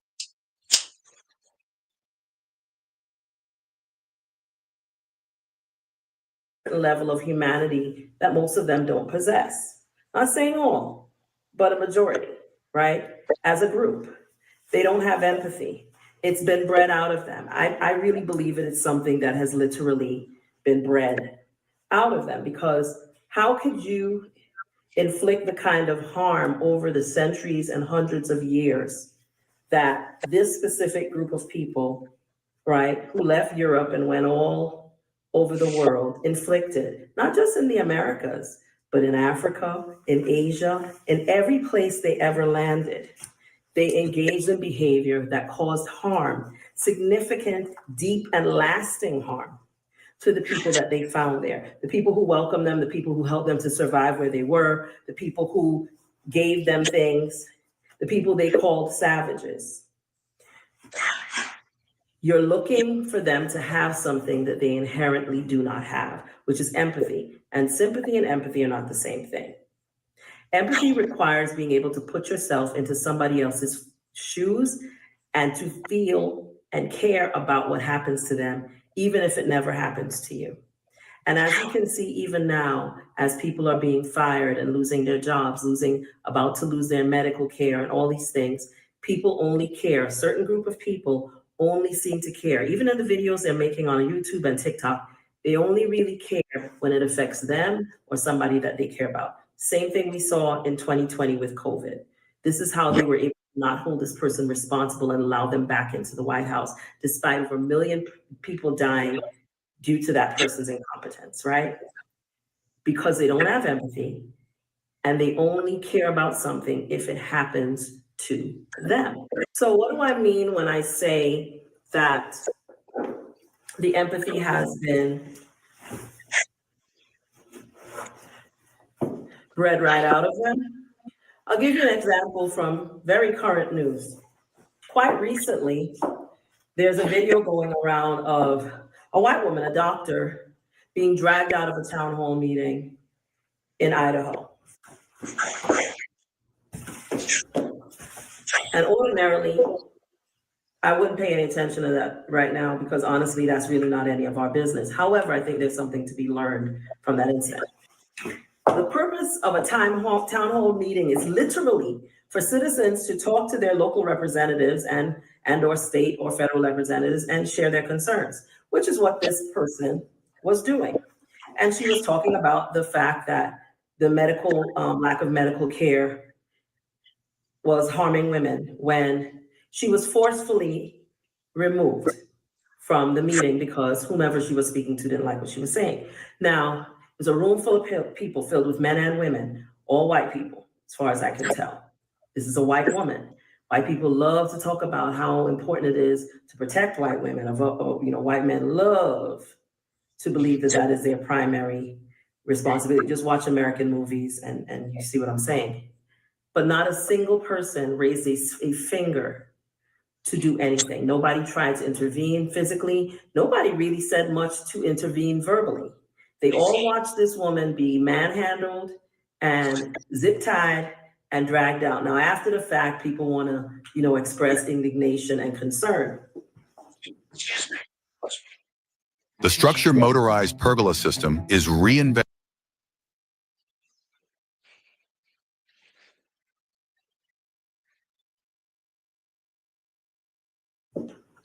But in the moment, nobody did anything. And if they won't stand up for each other, for their own women, you think they're gonna stand up for you? You think you should go down to town halls and be raising hell about whatever's happening to their country that they love to talk about is their country? Do you think that that's something you should do? No, because if they won't even see about righting their own ship and fixing their own situation and defending their own women, they ain't gonna do nothing to defend you. And so that's why when these things happen at work and you think just because it's the right thing that they should do the right thing, that's not gonna happen. Because unless it's happening to them or someone they actually care about, it's really not happening at all. And in this case, the person they didn't care about was her. But in most cases, it's somebody that looks like you or me. So expecting them to display empathy is a big, big, big mistake at work and elsewhere. And so it's really important for our own safety, physical and mental, to understand this and understand it well. That while some of them may individually have done work to recapture their empathy as a community and as a group, and actually white people don't live in community. They don't even live in community with each other. But that's a video for another day. But, so I won't, let's take out the word community. But the reality is that if they won't do this with each other, they are not going to do it for you. If you ever have time to sit back and witness the way white women in particular treat each other in the workplace, the only people they treat worse, I always say, is Black women. They ain't that nice to each other. They are not that nice to each other because they're all seeking ultimately the proximity to the what? White male, who they see as the central power figure and who they do all they can to keep as a central power figure, not just in the workplaces, but in society and in their households. Right? And so they could sit, a room full of white women could sit and watch another white woman be attacked in that way and do nothing. Do you think that if that was a Black woman and there was a room full of Black women, that some of them Black women would have got up out of their seats? I don't see any way that that would not have happened. She would not have been the only person detained, put it that way.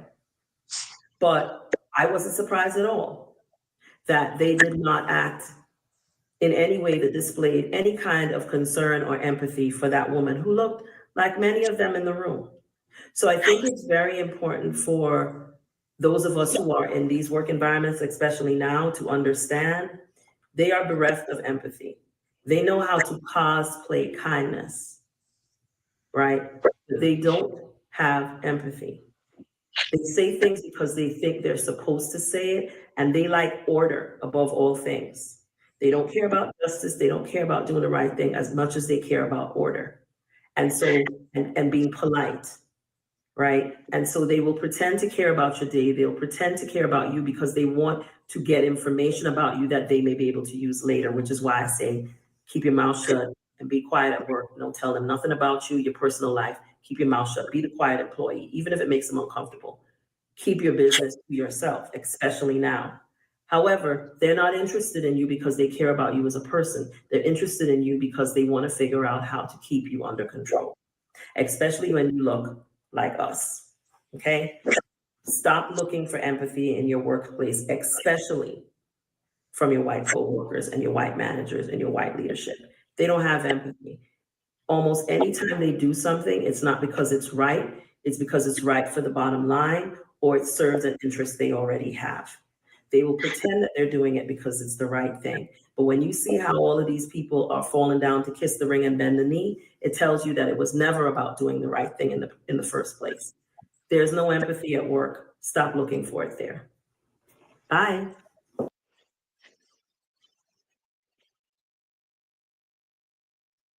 All righty, y'all hear that? Good stuff, Eric. That was some good stuff there, wasn't it? So now she said, stop looking for empathy in your workplace because the white folks, they just do things because it sounds good. It don't mean it is good. They doing it because it is good. Like when Bob or Sue and Ann walk past you, they say, "Hey, good morning, Nathaniel."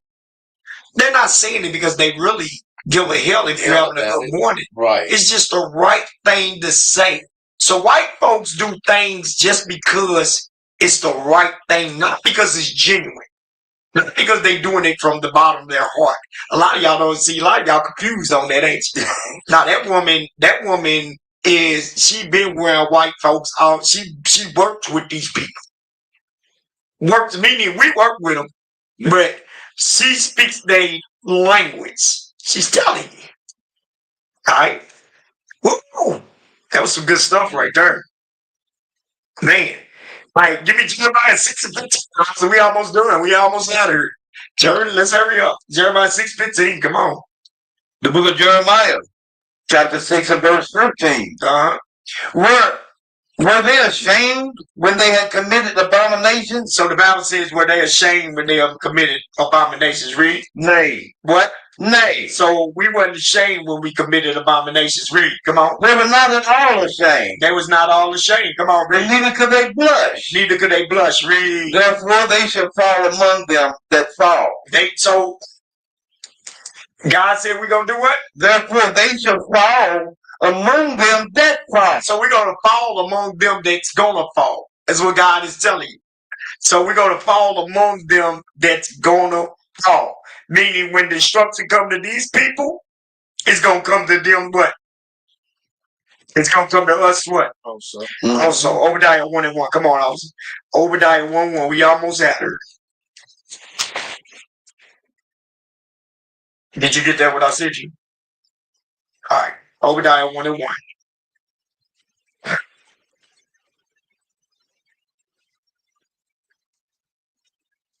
Come on. Obadiah 1:1.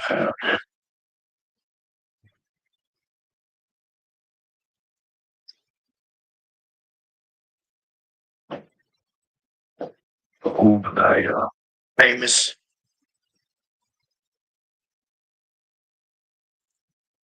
All right. Come on. Obadiah 1:1.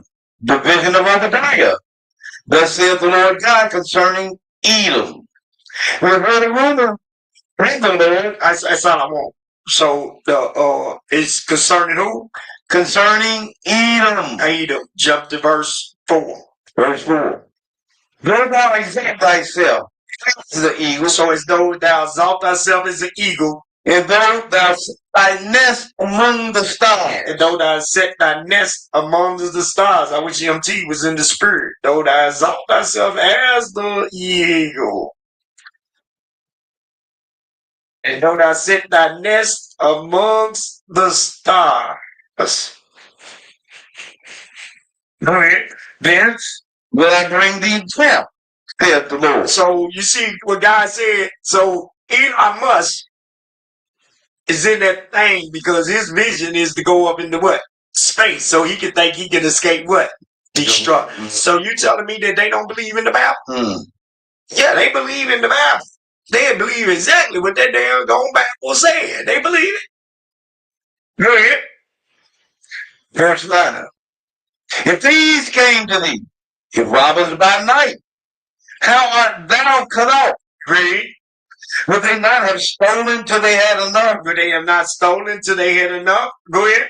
If the grape gatherers came, And the what? if the grape gatherers came to thee, Read. would they not leave some grapes? See, the grape gatherer will leave some grapes. The ones that fall on the ground, Esau ain't gonna leave nothing.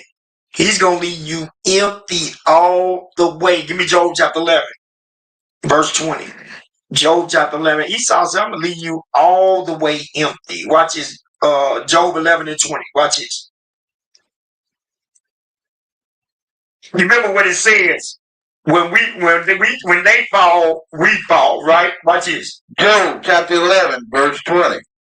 But the eyes of the wicked shall fail, But the eyes of the wicked shall fail. Watch it. and they shall not escape, They shall not escape. and their hope shall be as the giving up of the goat. They hope is death. So what God is saying. The wicked hope is death. So if you don't want to do what's right, you want to do what's wicked, you're gonna die with them that's gonna die. Your hope is death. That's what he's telling you. Revelation 13:1. Come on.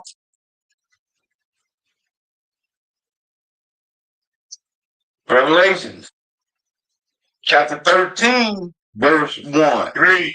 And I stood upon the sand of the sea, and saw a beast in the sea, having 7 heads and 10 horns, and upon his horns 10 crowns, and upon his heads the name of blasphemy. To this, we don't have to do. We don't have the dragon. No, we made another one.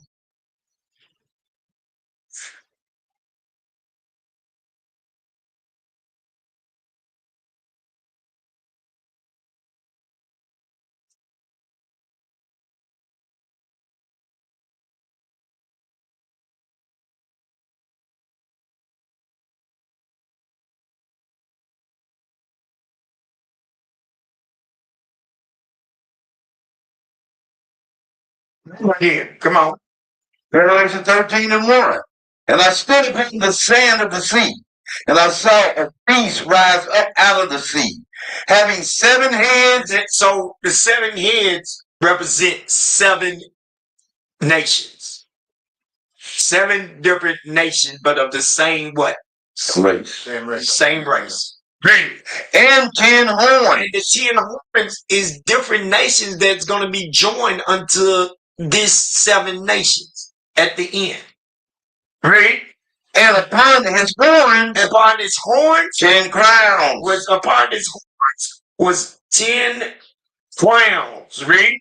And upon his heads, the name of blasphemy. And upon his head was the name of blasphemy. All right. So now let's see what this dragon is.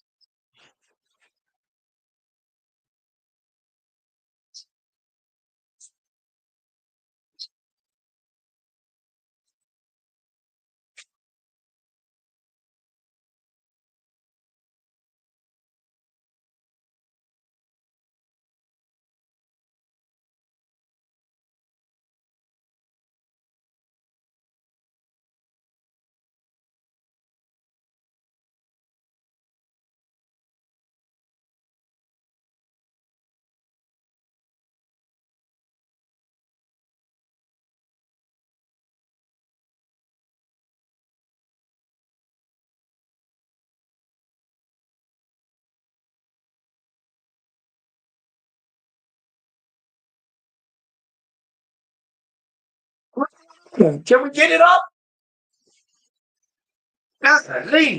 Read it again, officer. The book of Revelation, chapter 13, verse 1. And I stood upon the sand of the sea, and I saw a beast rise out of the sea, having 7 heads and 10 horns. And upon his horns 10 crowns, and upon his heads the name blasphemy. So if y'all can see, this is the dragon having 7 heads. Those 7 heads is actually nations. You had Greece, Rome, Spain, France, Germany, Russia, Great Britain, and the middle head is what? America. He's the 8th head is America. All right. And those 10 horns was Belgium, Luxembourg, Netherlands, Germany, United Kingdom, Italy, Greece, France, Denmark, and Ireland. All right. Everybody understand that? All right. So those are the 10 horns. All right. So the reason why I had to show you this picture, why it's very important, go to verse 17, verse 15. Chapter 17, verse 15. Yes. The book of Revelation, chapter 17, verse 15. Read. It says, Take it off.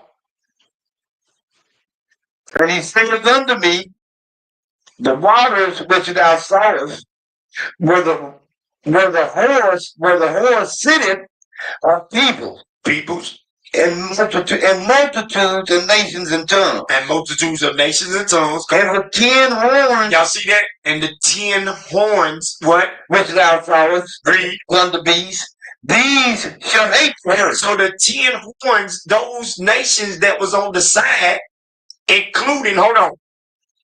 Bring that back up one more time. Did we say Germany? Yes. Okay, you ain't got to bring it back up. So, and the 10, read that one more time. It says, and the 10 horns, which thou sawest from the beast, these shall hate the herd, and shall make her desolate. And shall make her desolate. And naked. And shall eat her flesh. Read. And burn her with fire. So the 10 horns is going to turn against the United States of America. Read verse 17. Verse 17. For God hath put in their hearts. For God put in their what? For God hath put in their hearts. To what? To fulfill his will. Read. And to agree. And give their kingdom unto the beast. Read. Until the words of God shall be fulfilled. Watch this, brothers. Now watch this, sisters. Watch this. Give me the video that I sent you first. I mean last. Yep, that video. Yep. What you just heard. Yep. Watch this, y'all. Watch the video. I'll let you know when MT.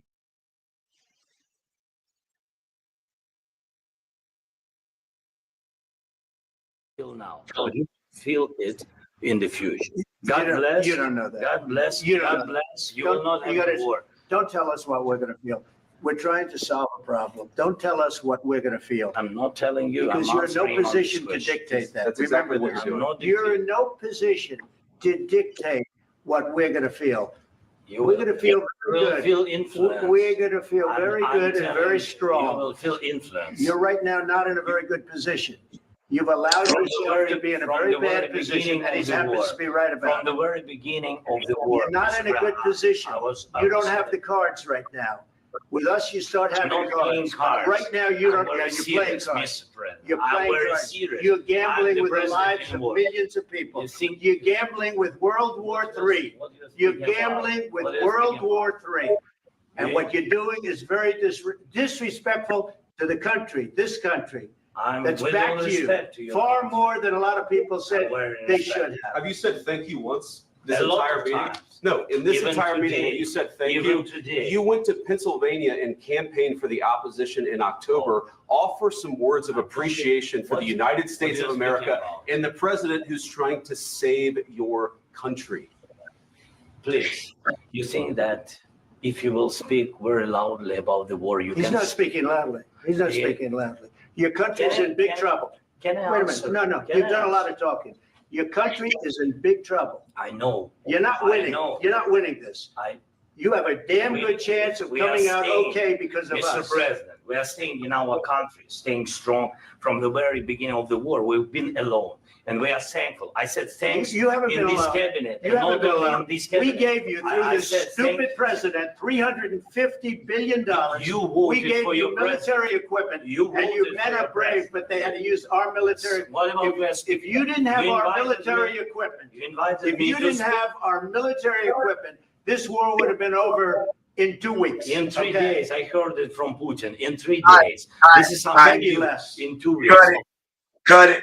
All right. So everybody seen that, right? Let me tell y'all something. The pride that is in thy heart. Give me that. Obadiah. Go back to Obadiah. Go back to Obadiah real quick. We almost done, brothers and sisters. I'm sorry. The pride, I know it. I've been trying to discipline myself to cut these damn classes down. I just can't help it.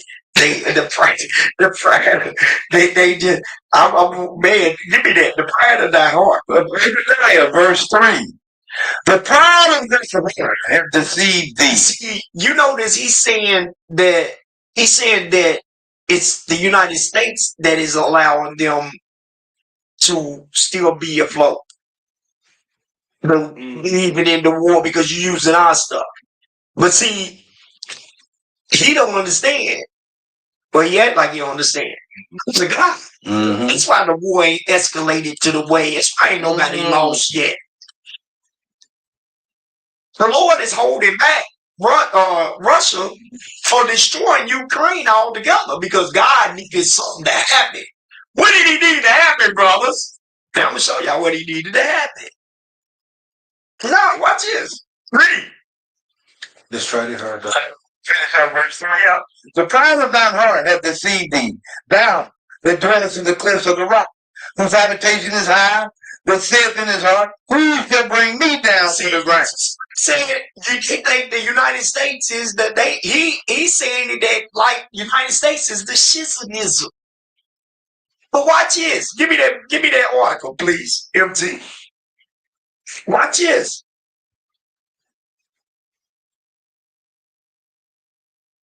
"14, please. Watch this.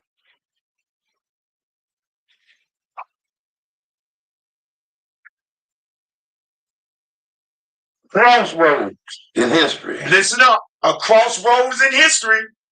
Europe seeks to take control of Ukraine. Negotiations at pivotal London summit. Oh, so Europe, the UN is ready to step in and take control. Because guess what? They part of the 10 horns. That's Germany. They part of the 10 horns. Now, go ahead. Go. Yep, go down. Good job, MT. Yep, right there, MT. Can you make that bigger just so we can I'm just trying to see the names on there. Can we see them if possible? Can we see them? What is the all right, go back because I can't see them. But those are other nations sitting down with Ukraine. Yeah, they flags there, man. I can't tell you what them flags are. But go down a little bit. I just want to see the beginning of the article, please. All right, right there.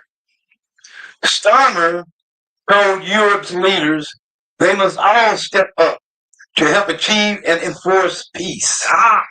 So now the United States, they saying we don't need you to enforce peace. We're going to enforce what? So the UN has already been talking about their own militaries and all that. Because to protect themselves. Because the United States no more is respecting y'all. Right. God will put it in their what? He'll put it in their hearts. Read. Watch it. Read. The West is at a crossroads in history. The West is reporting who? Us. Yeah. Who? America. Not us. America. Not bad. Hey, yeah. Yeah. Thank you, bro. Go ahead, read.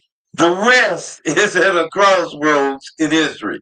British Prime Minister Keir Starmer told European leaders at a pivotal summit in London on Sunday, as the continent sought to wrestle control of negotiations over the Russian-Ukraine war away from the U.S. and present a united front amid a meltdown in relations between Kyiv and Washington. Oh, so because of the meltdown, because of the lingo that was spoke right there, because the lingo that was spoke, because the president is you don't have and then you got a president speaking to a president, but then you got a board member, somebody under you speaking to him. Right.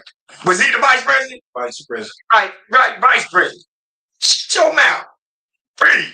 This is not a moment for more talk.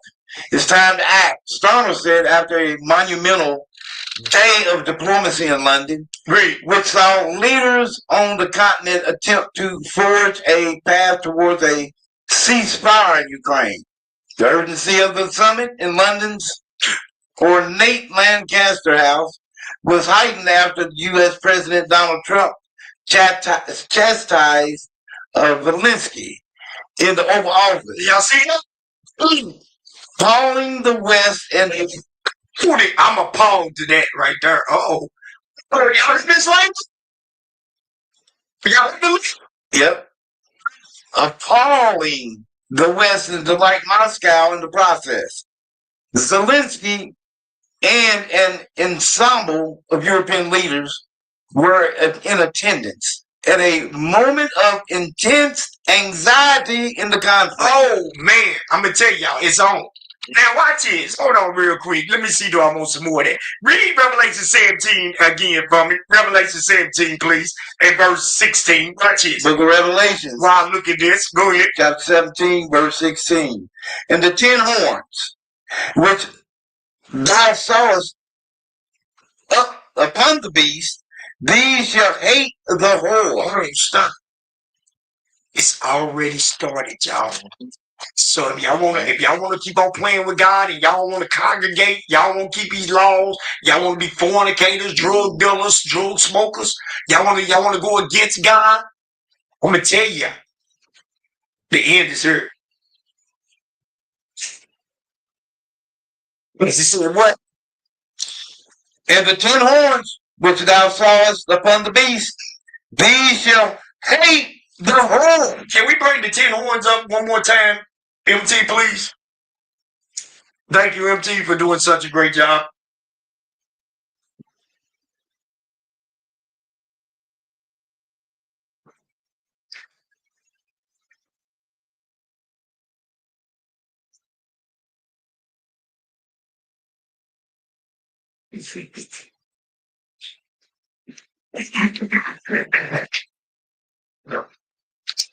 All right, so now let's look at this again.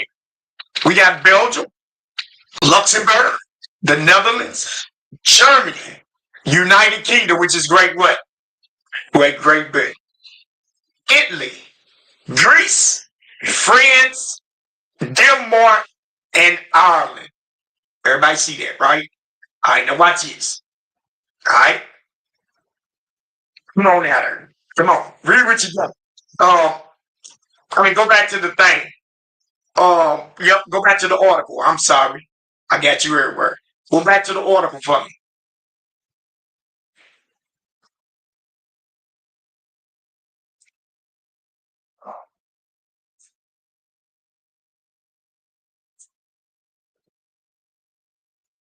All right. All right, now watch this. French president Emmanuel Macron outlined the contours of such a plan in an interview with Le Figaro, saying that France and the United Kingdom. I'm glad you can say that, Fargo, because I would have messed that one up. Because Le Fargo saying, I guess I'm good sometimes. No. Interview with the Figaro, saying that France and the United Kingdom have proposed a month-long limited ceasefire in Ukraine. Great. The initial phase of a French-British alternative peace deal for Ukraine. Of what is it? Or what? The initial phase of a French-British alternative peace deal for Ukraine. So y'all just want y'all to see that. You see, the 10 horns is gathering what? Together. Off the back of United States dealings with Ukraine. Y'all see now why God put President Trump back in there, back in office? As the end of the hate. Didn't get the hate together. Yes. He had to put him in there to make him hate. All right, Jeremiah. Well, real quick, let's finish this up. All right, Jeremiah chapter 4, real quick. Jeremiah 51 and 1, real quick. Also, we gotta finish up. I didn't even know that time. That time shot up on me. Jeremiah 51 and 1. The book of Jeremiah, chapter 51 and 1. Thus saith the Lord, behold, I will raise up against Babylon and against them that dwell in the midst of them. So he said he's going to raise up against Babylon and everybody that dwells in the midst of them. That's including Navi. That's why 2/3 of Israel is going to be destroyed. Great. That rise up against me, the destroying wind. So he said they rise up, meaning going against the Lord. So they rose up against the Lord and going against the Lord. 24, read. Verse 24. And I will render unto Babylon and to all the inhabitants of Chaldea. Yeah, so he said, I'm going to render unto Babylon all the inhabitants of Chaldea, which is Chaldea is that they referenced as Babylon. You know, we read Job 11 and 6, the scriptures is double. So it's referring, and also Hosea 12 and 2, God used similitudes. So he's the similarity between the old Babylon and the United States, which is the new Babylon. Is why God called the old daughter of Babylon. Okay, it's why God called United States old daughter of Babylon. Because of the similarities, the hatred that they got. I agree. I will render unto Babylon and to all the inhabitants of Chaldea all evil that they have done in Zion. In your sight, saith the Lord. Behold, I am against thee, destroying mountain, saith the Lord, which destroyeth all the hand upon thee, to run thee different from the rest, and will make thee burning mountains. And nation. So he said, I'm against thee, I'm against thee on destroying mountain, because the United States don't like to do that, but do what? Because of their pride. And they shall not take of thee a for a corner. So come on, read. Nor a stone for a foundation. So he's saying your foundation is not gonna be sunk.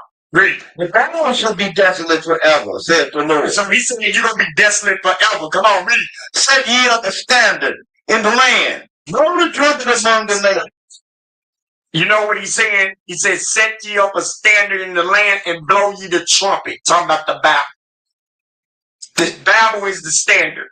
We're supposed to set up and teach the Bible in these nations. He said, blow the trumpet among the nations all over the what? All over the world. This Bible supposed to be taught. You remember Joshua 6? So as we teaching the Bible everywhere, we turn down these what? Walls. We turn down these nations. Read. Prepare the nations against us. So he said, prepare the nations against them because why?